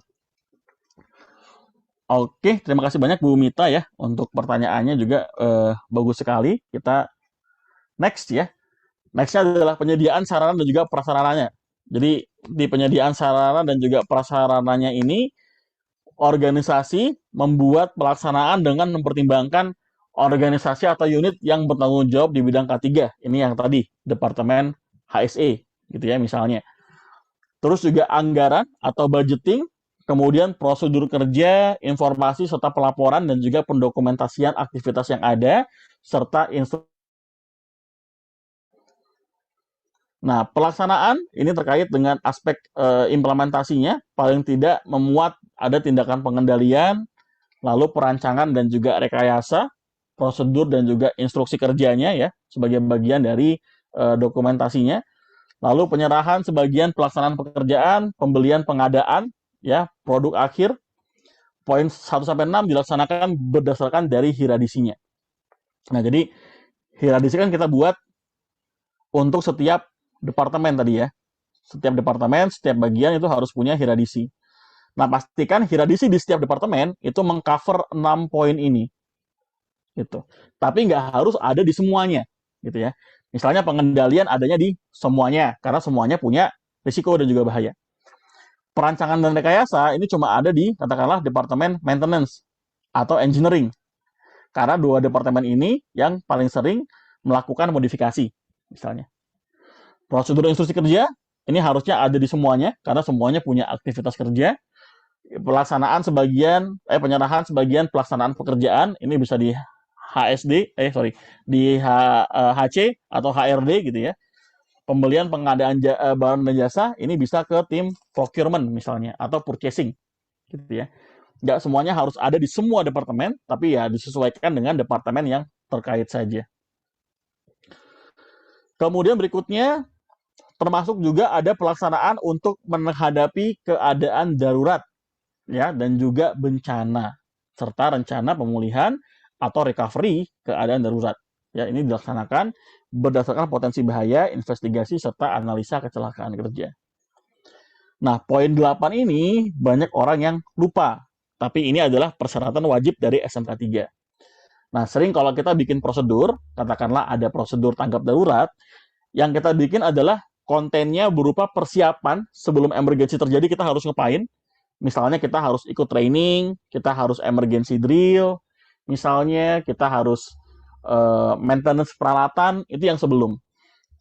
Kemudian yang saat terjadi, ya, ketika alarm berbunyi harus seperti apa, siapa yang harus dikontak, siapa yang bisa madamin api, itu ada biasanya ya. Tapi yang nomor 8 ini yang belum ada. Kalau sudah selesai, rencana pemulihannya gimana? Gitu ya. Ini yang harusnya ditambahkan juga nih di dalam prosedur terkait dengan tanggap darurat. Misalnya nanti kalau ada korban, siapa yang menemani korban, memastikan korbannya aman atau nanti korbannya sembuh. Gitu ya. Apakah tim HSE, apakah tim SDM atau HRD, kan kita nggak tahu gitu ya. Ini harus ditentukan juga gitu, rencana dan juga pemulihan emergency case atau keadaan emergency. Kemudian berikutnya adalah juga rencana untuk rehabilitasi tadi ya, rehabilitasi medis, kemudian juga rekonstruksi, pembangunan kembali apa yang sudah roboh atau apa yang sudah terbakar dan lain sebagainya. Ya, jadi ditambahkan juga poin nomor 8 terkait dengan rencana dan juga perihal recovery ya untuk ketika terjadi keadaan darurat. Seperti itu. Baik, itu nomor 3 ya, Bapak Ibu semua. Ada yang mau ditanyakan mengenai pelaksanaan? Silakan kalau ada.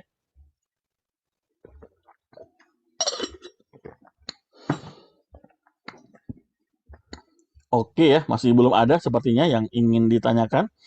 Kita coba masuk ya ke poin nomor 4. Ini yang berkaitan dengan pemantauan dan juga evaluasi kinerja K3. Ini sudah masuk ke check-nya ya. Kalau plan do check action ini ya ke metode checking-nya, di mana kita mengevaluasi kinerja K3 yang ada. Nah, beberapa hal yang dilakukan adalah pemeriksaan, pengujian, pengukuran, dan juga audit internal SMK 3. Nah, sebenarnya kalau poin nomor 4 ini sudah mirip seperti pasal 9 di ISO series yang kita bahas tadi pagi. Ya, ISO 45001 kan pasal 9-nya juga membahas mengenai pemantauan dan juga pengukuran serta audit internal. Gitu ya. Audit internal ini dia agak beda dengan audit internal ISO karena standarnya beda yang digunakan. Kalau audit internal ISO, dia menyesuaikan dari ISO 19011. Kalau audit internal SMK 3 mengacu ke PP 50 dan juga mengacu ke Permenaker nomor saya agak lupa ya, terkait dengan penilaian SMK 3 26 2014 kalau saya nggak salah ya. Permenaker nomor 26 tahun 2014. Seperti itu. Kemudian di sini adalah pengujian, pengukuran, serta audit internal dapat dilakukan oleh pihak lain apabila tidak memiliki SDM yang kompeten. Karena SDM-nya harus sudah mengikuti training sertifikasi Kemenaker, ya, sertifikasi Kemenaker RI. Namanya auditor SMK 3. Begitu. Trainingnya 5 hari, kalau online. Kalau offline biasanya cuma 4 hari aja. Nanti di hari terakhir ada studi kasus, ada ujian. Gitu. Nah, kalau misalnya perusahaan kita nggak punya nih orang yang sudah punya sertifikat sebagai auditor SMK 3, ya kita bisa kerjasama dengan pihak eksternal. Misalnya dengan Veritas gitu ya, atau dengan organisasi yang lain misalnya, dengan tujuan untuk kita bisa mendapatkan SDM yang sesuai dengan persyaratan. Nah, hasilnya nanti digunakan untuk melakukan tindakan perbaikan, dilakukan sesuai dengan peraturan perundangan dan dilaporkan kepada manajemen perusahaan untuk dapat segera ditindaklanjuti. Nah, pemeriksaan, pengujian, pengukuran, ini regulasinya ada di dalam Permenaker nomor 05 tahun 2018. Ini membahas mengenai poin di dalamnya adalah pengukuran dan juga pemantauan untuk lingkungan kerja, meliputi faktor fisik, kimia, biologi, ergonomi, dan juga psikologi. Nah, kalau fisik biasanya kita harus mengukur langsung pakai alat, kimia juga sama, biologi juga sama, ergonomi kita harus observasi orang kerja bagaimana baru kita hitung. Psikologi kita harus lakukan aktivitas survei gitu ya, dengan menggunakan kuesioner gitu ya, sesuai dengan pertanyaan yang muncul pada Permenaker nomor 5 tahun 2018. Tapi kita harus tambahkan juga atau harus perhitungkan juga yang pertama personil yang terlibat ya. Orang-orang yang terlibat ini siapa saja, kemudian orang yang terlibat ini kompetensinya bagaimana. Kalau misalnya belum ada kompetensinya ya silakan kita pakai eksternal aja. Kalau sudah ada kompetensinya ya tinggal peralatannya harus disupport dengan baik. Kaitannya ke nomor 2 dan juga nomor 3. Harus bisa mencatat juga pemeriksaan, pengujian, dan juga pengukurannya, serta menggunakan atau alat yang digunakan, dan juga metode pengujian.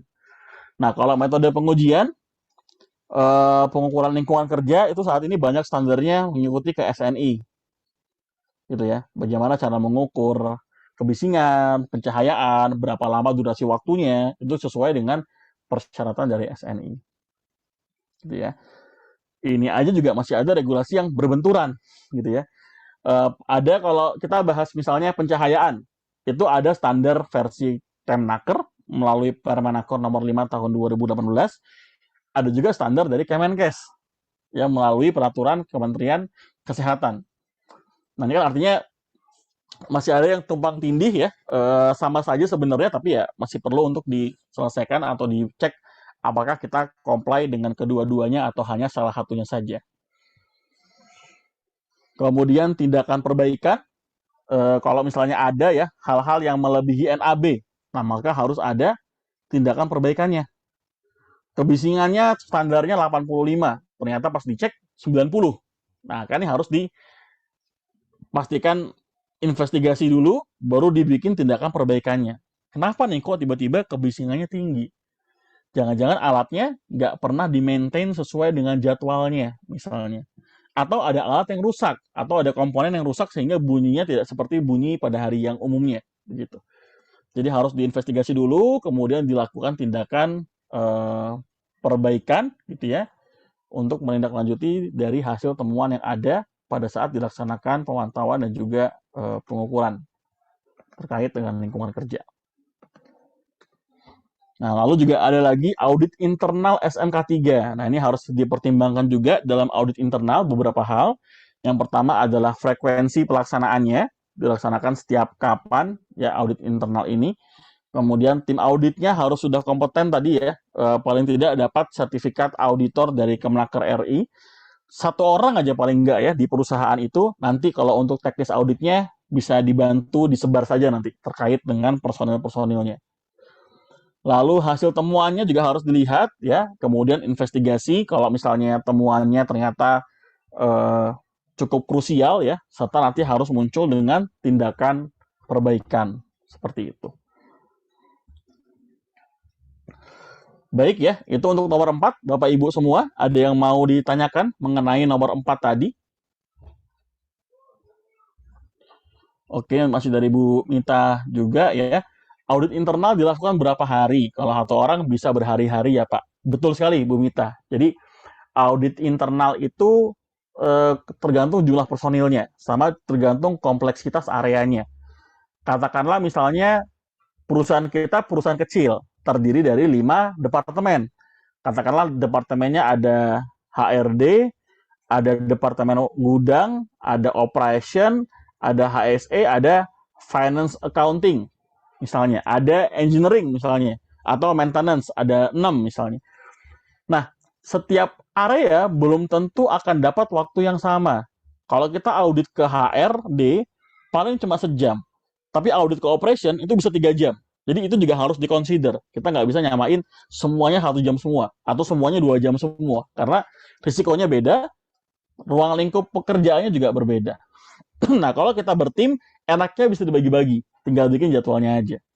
Tapi kalau misalnya hanya satu orang saja, ya mungkin perlu spare waktu sehari atau 2 hari bahkan, atau mungkin 3 hari bahkan ya, sesuai dengan target yang perlu diaudit gitu. Jadi ya bisa berhari-hari betul seperti yang disampaikan oleh Bu Mita gitu ya.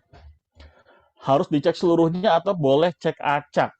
Idealnya harus dicek seluruhnya, Bu Mita. Tapi ambil sampel saja, nggak perlu semuanya dicek. Maksudnya gini, kita punya 5 departemen, ya 5-limanya kalau bisa dicek. Tapi di masing-masing departemennya ambil sampel aja, gitu sesuai dengan ruang lingkupnya masing-masing, gitu. Karena kan skopnya beda ya. Misalnya gini, di departemen maintenance atau engineering itu kan ada jadwal perawatan dan pemeliharaan alat, gitu. Ini kan nggak ada di HSE, ya. Jadi kalau kita departemennya ngacak, nggak semua departemen kita cek, malah takutnya ada item yang terlewat. Tapi departemen semuanya coba dicek saja, diatur di jadwalnya, tapi saat nanti audit masing-masingnya ambilnya sampel aja. Ambil 1, ambil 2 gitu ya. Jadi nggak perlu semuanya dilihat gitu, semua prosesnya dilihat. Tetap kita strict sama checklistnya aja gitu ya. Kita strict sama checklistnya aja. Dari checklistnya nanti baru kita bisa kembangkan lebih lanjut seperti itu. Nah, saya coba mau share mungkin sedikit ya terkait dengan aspek mengenai checklist ini ya. Saya coba tunjukkan juga untuk audit sebentar sambil saya buka.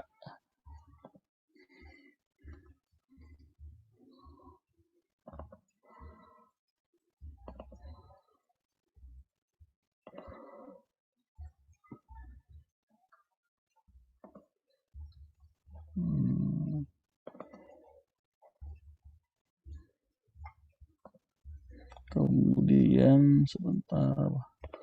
Nah,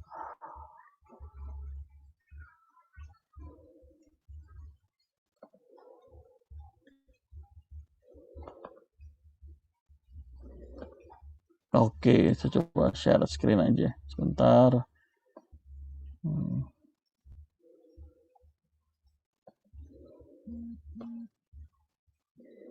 Screen.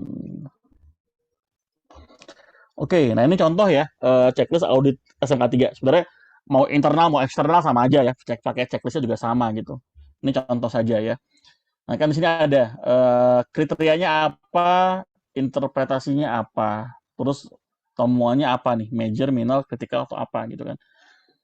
Nah ini ada yang contohnya kriteria 111, terdapat kebijakan K3 yang tertulis bertanggal menyatakan tujuan dan sasaran K3 serta komitmen perusahaan. Interpretasinya adalah ada yang tertulis, bertanggal, isinya mencakup tujuan, sasaran, serta pernyataan tertulis komitmen mengenai pelaksanaan K3 di tempat kerja. Nah, ini contohnya ya, checklistnya gitu ya. Kalau kalau di SMK 3 sih enaknya sudah ada checklistnya, tinggal kita ikuti aja gitu ya. Jadi ini sudah lengkap sekali gitu ya. Kalau kita lihat standarnya pun atau di PP 50 sudah sangat detail gitu, tinggal kita ikuti aja. Beda sama ISO. Kalau ISO kita harus merangkai pertanyaannya sendiri, begitu. Nah, dari sini berikutnya dibuatkan pembagiannya per area. Ini contoh pembagian per area nih. Di sini ada, saya contohnya di salah satu perusahaan ya, ada dinas air baku, pengolahan air, ada MKMS, ada manajemen representatif, ada perencanaan teknik. Ini yang di atas semuanya nama-nama divisi. Nah, baru checklistnya dibagi sesuai dengan nama-nama divisinya. Gitu. Nah, contohnya kayak gini ya. Ada pertanyaan yang bisa ditanyakan di semua divisi. Ada pertanyaan yang coba bisa ditanyakan ke divisi tertentu saja. Nah, ini yang harus di mapping. Begitu. Nah, kalau udah di mapping, maka nanti dibuatkan checklist per departemennya. Akan seperti ini misalnya gitu ya. Contohnya misalnya yang seperti ini. Nah, ini dibuatin checklist departemennya. Misalnya kalau ini checklist untuk departemen HSE. Kriterianya apa, interpretasinya apa. Nah, tapi nggak semua klausul ditanyakan. Kenapa? Karena nggak semua klausul atau nggak semua kriteria itu adanya di HSE. Ada juga yang harus ditanyakannya ke HRD misalnya. Nah, ini yang kita harus tahu terlebih dahulu. Seperti itu.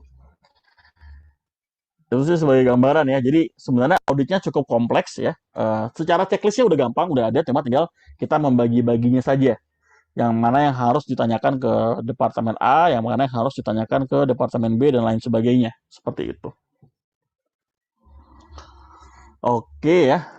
Untuk ikut sertifikasi auditor, kalau ASN boleh ikut, boleh sih harusnya Bu Mita ya. ASN sih harusnya boleh ikut gitu. Nanti akan dapat sertifikat sebagai auditor, tapi mungkin untuk SKP-nya nanti yang harus diurus ya. Karena kan sebenarnya dapatnya ada dua hal. Akan dapat sertifikat untuk auditor, juga akan dapat SKP untuk auditor. Ada dua gitu ya. Sertifikat untuk auditor berarti ya sertifikatnya, SKP itu surat keterangan penunjukan kalau kita mewakili perusahaan atau mewakili instansi. Nah, itu nanti diurusnya belakangan untuk yang SKP, tapi kalau ikut sertifikasi sih dari mana aja boleh gitu ya untuk ikut sertifikasi SMK 3. Seperti itu. Oke ya, kita lanjut lagi kalau begitu. Sekarang kita di poin nomor 5 ya, Bapak dan Ibu semua. Jadi yang berikutnya untuk yang elemen nomor 5 ini, peninjauan dan juga peningkatan kinerja K3 ya. Tujuannya untuk menjamin kesesuaian, efektivitas, kelayakan dalam penerapan, peninjauan terhadap kebijakan, tujuan, sasaran, perencanaan, pelaksanaan, pemantauan hasil audit, dan digunakan untuk melakukan perbaikan dan juga peningkatan kinerja K3. Nah, perbaikan dan peningkatan kinerja K3 dilakukan berdasarkan perubahan peraturan perundangan, tuntutan dari pihak terkait, perubahan produk, kegiatan organisasi, perubahan struktur, perkembangan ilmu pengetahuan, rekomendasi, hasil kajian kecelakaan, pelaporan, dan juga masukan dari karyawan. Nah, jadi itu ya, kalau untuk yang nomor 5, prinsipnya ya terkait implementasi. Ini saya coba akan jelaskan terkait dengan penilaian dari SMK 3 ya. Jadi SMK 3 itu ada beberapa kategori ya kalau kita lakukan audit secara eksternal. Jadi yang pertama tingkat awal, ini pemenuhan terhadap 64 kriteria audit. Yang kedua tingkat transisi, pemenuhan terhadap 122 kriteria audit. Yang ketiga tingkat lanjutan, pemenuhan terhadap 166 kriteria audit. Nah, kalau kita mau diaudit, kita boleh pilih kita maunya dari yang mana dulu. Kalau kita sudah confident, kita bisa start langsung yang 166 kriteria.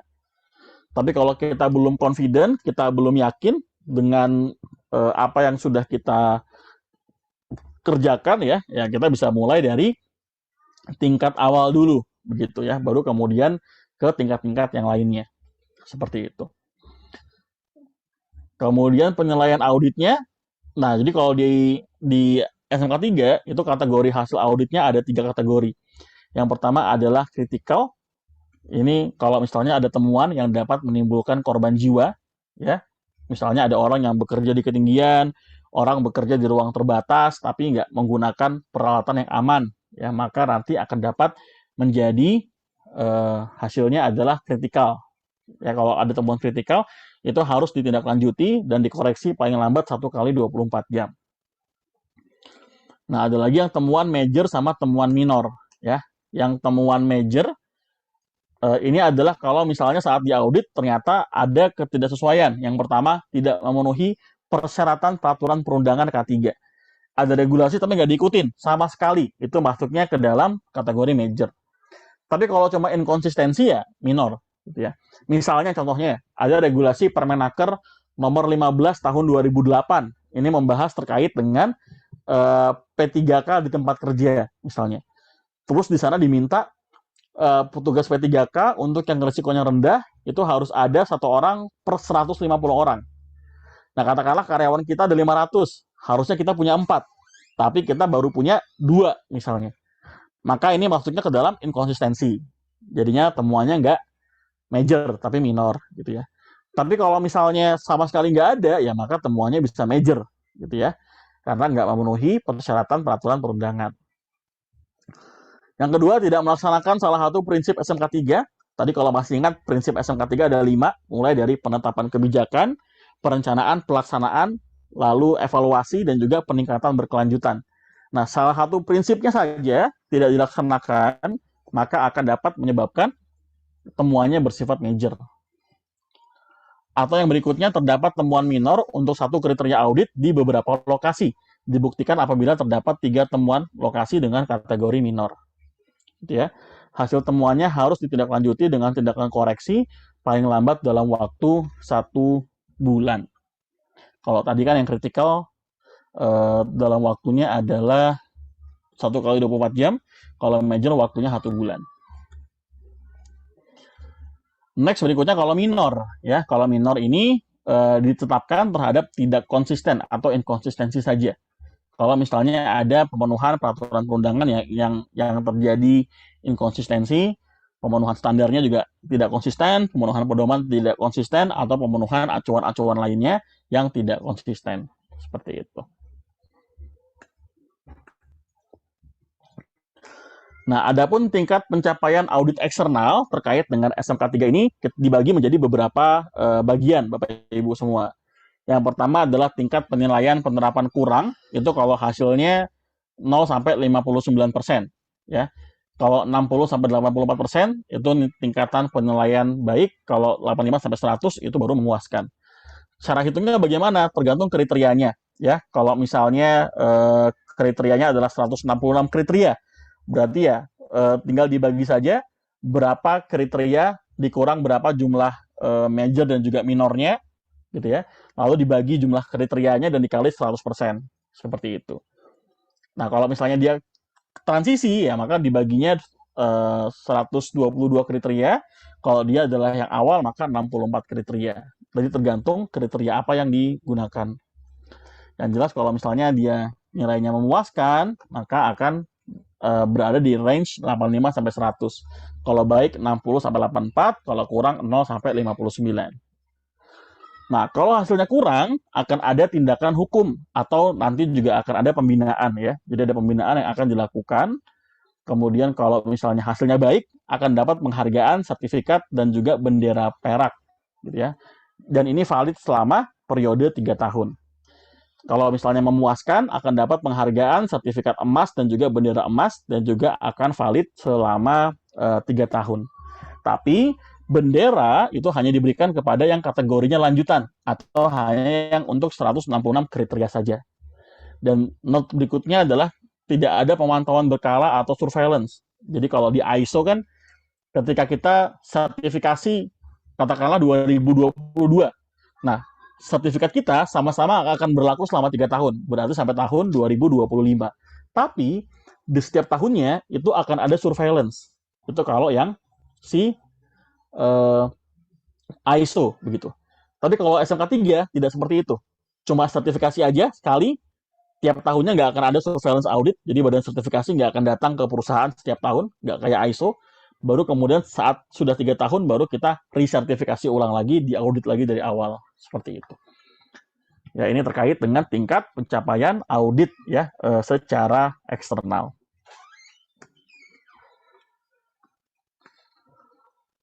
Oke ya, terkait dengan materi sebenarnya sudah selesai ya Bapak dan Ibu semua. Itu sedikit penjelasan mengenai sistem manajemen K3 atau SMK 3 sesuai dengan peraturan pemerintah nomor 50 tahun 2012.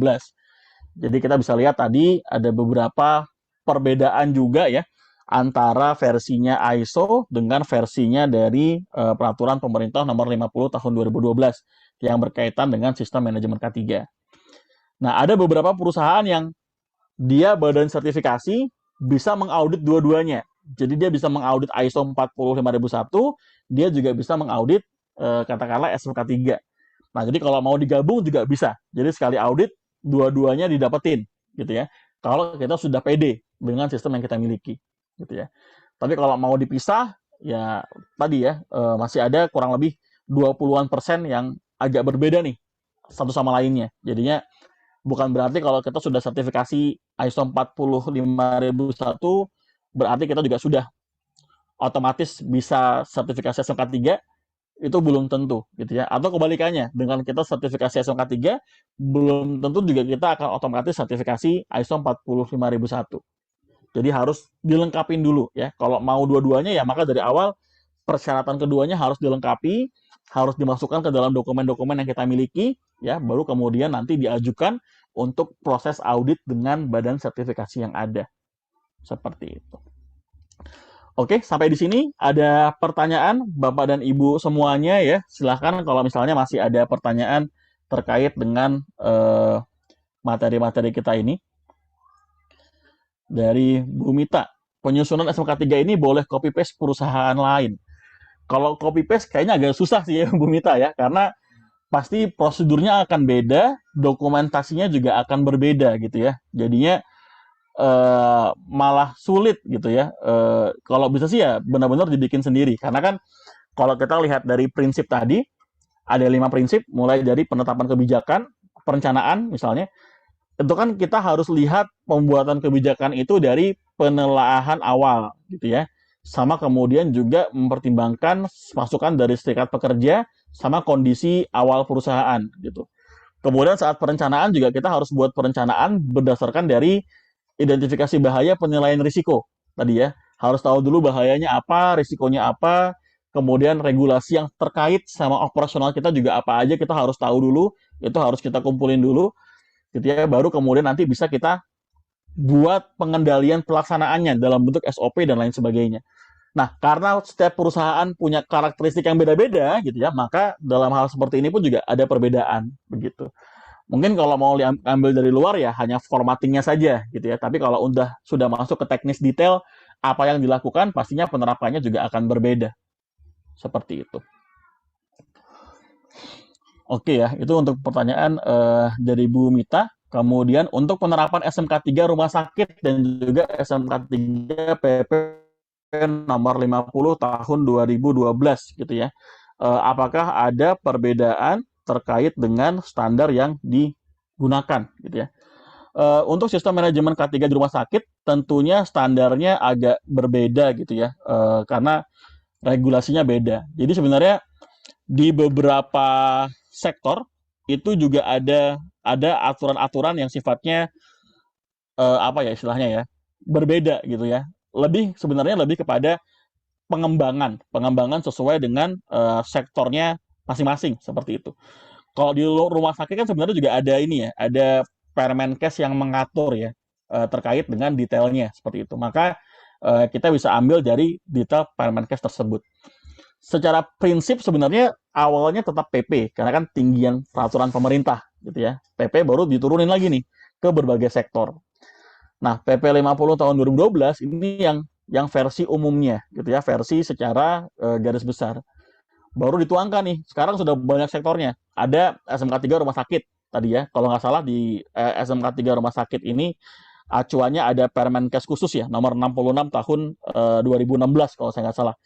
Jadi Permenkes 66 tahun 2016 ini bahasnya rumah sakit gitu. Ada lagi Kepdirjen 1285 ya kalau nggak salah terkait, atau 1825 terkait dengan sistem manajemen K3 pertambangan. Ada lagi. Nanti di minyak juga ada lagi. Di transportasi juga ada lagi SMK 3 transportasi seperti itu. Jadi dari PP-nya sebenarnya banyak pengembangan yang lain gitu ya, pengembangan yang lain yang disesuaikan dengan masing-masing sektornya gitu, seperti pertambangan, perminyakan, kemudian ini di industri rumah sakit gitu.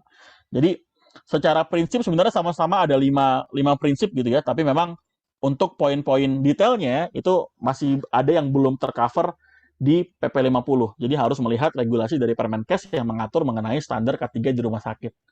Seperti itu mungkin ya untuk menjawab pertanyaan dari Bu Aisyah ya untuk perbedaan seperti itu. Karena rumah sakit juga beda, ada pengembangan khusus yang harus diikuti di Permenkes itu lebih detail sih untuk membahas mengenai poin-poin apa saja yang kemudian harus diikuti yang belum ada pada PP 50 tahun 2012. Seperti itu. Kalau sektor jasa, pelabuhan termasuk sektor yang menyusun SMK 3 juga kah?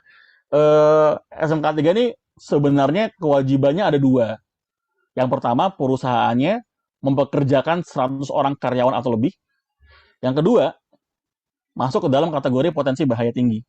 Nah, potensi bahaya tinggi itu dijelaskan di regulasinya adalah pertambangan, perminyakan, pengeboran gitu ya. Tapi kalau misalnya ditentukan oleh pegawai ketenaga kerjaan setempat dan kita dibilang berisiko tinggi, ya maka nggak mau kita harus ikut gitu ya. Jadi tetap harus disesuaikan dengan pengawasan dari dinas ketenaga kerjaan setempat begitu.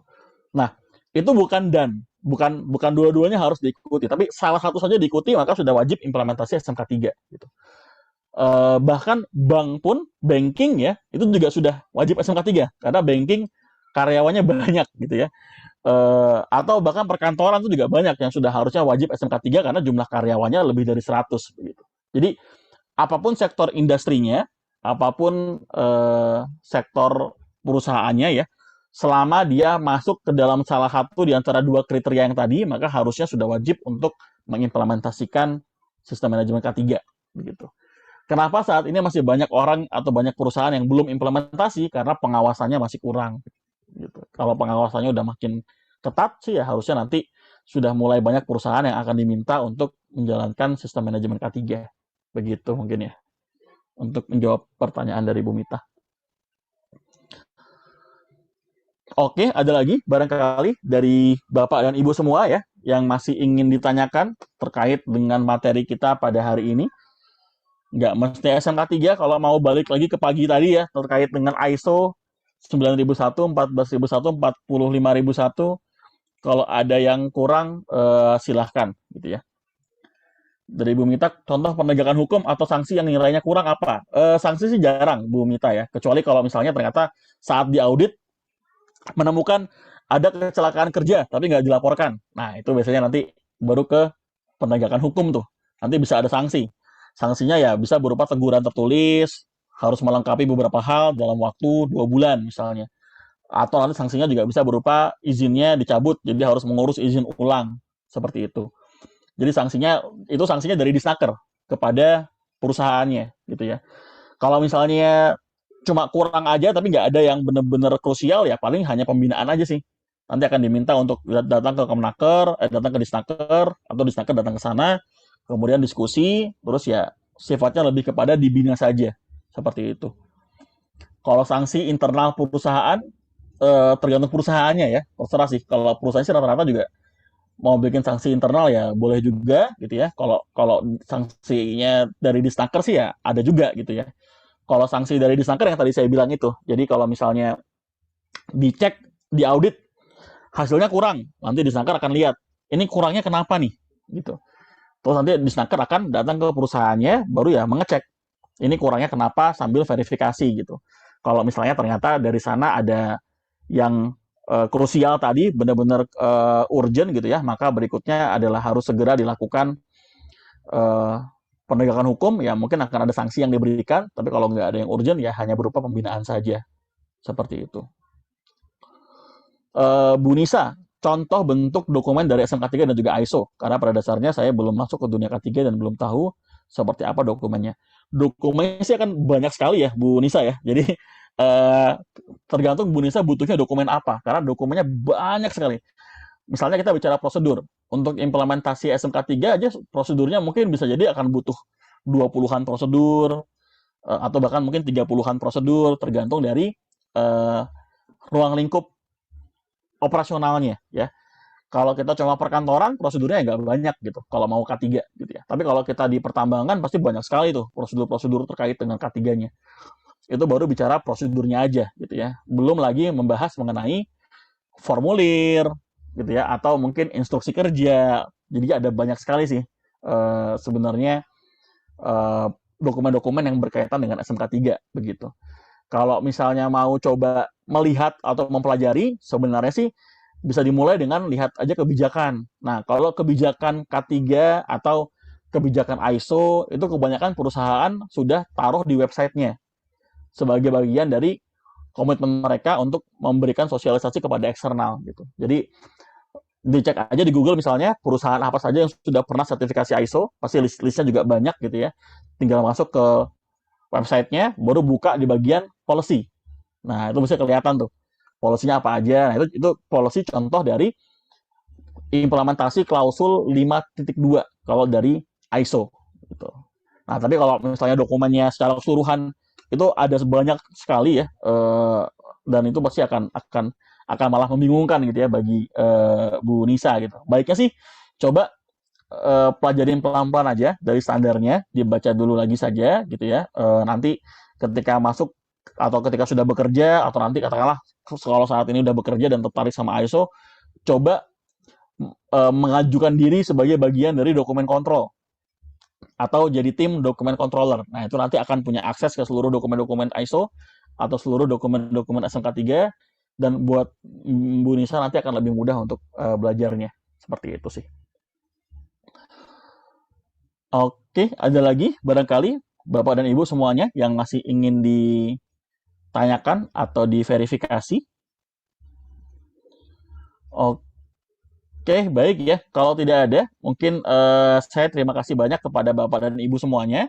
Mohon maaf kalau dalam penyampaian ada yang kurang jelas, ada yang tidak berkenan, barangkali saya mohon maaf yang sebesar-besarnya. Semoga ilmunya dapat dimanfaatkan nanti di tempat kerja atau juga nanti dapat dimanfaatkan di kesempatan-kesempatan yang lainnya. Semoga sehat selalu dan dalam kondisi yang lancar semua aktivitas dan juga pekerjaannya. Mungkin cukup sekian dari saya. Wassalamualaikum warahmatullahi wabarakatuh. Saya kembalikan ke Pak Aldi. Silahkan Pak Aldi. Waalaikumsalam warahmatullahi wabarakatuh. Terima kasih Mas Wahyu sudah menyampaikan materi dari pagi sampai sekarang. Tentu banyak sekali hal yang bisa kita ambil berkaitan dengan pengetahuan kita terhadap ISO, QHSE, dan seterusnya. Seperti itu.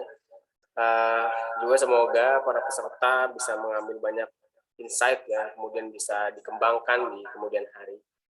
Sebelumnya saya ingin mengingatkan untuk mengisi absensi yang sudah di-share di kolom chat, kemudian juga form penilaian sebagai bentuk evaluasi bagi PT Veritas Global Solusindo.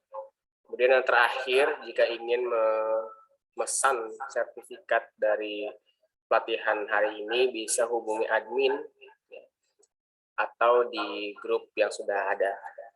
Itu saja, saya atas nama PT Veritas Global Solusindo, Aldi Agustiawan, mengucapkan mohon maaf jika ada hal-hal yang kurang berkenan, pelaksanaan yang terkendala, dan seterusnya. Saya ucapkan terima kasih pada para peserta sudah hadir tepat waktu dan bertahan sampai sekarang. Itu saja dari saya, sekian. Assalamualaikum warahmatullahi wabarakatuh.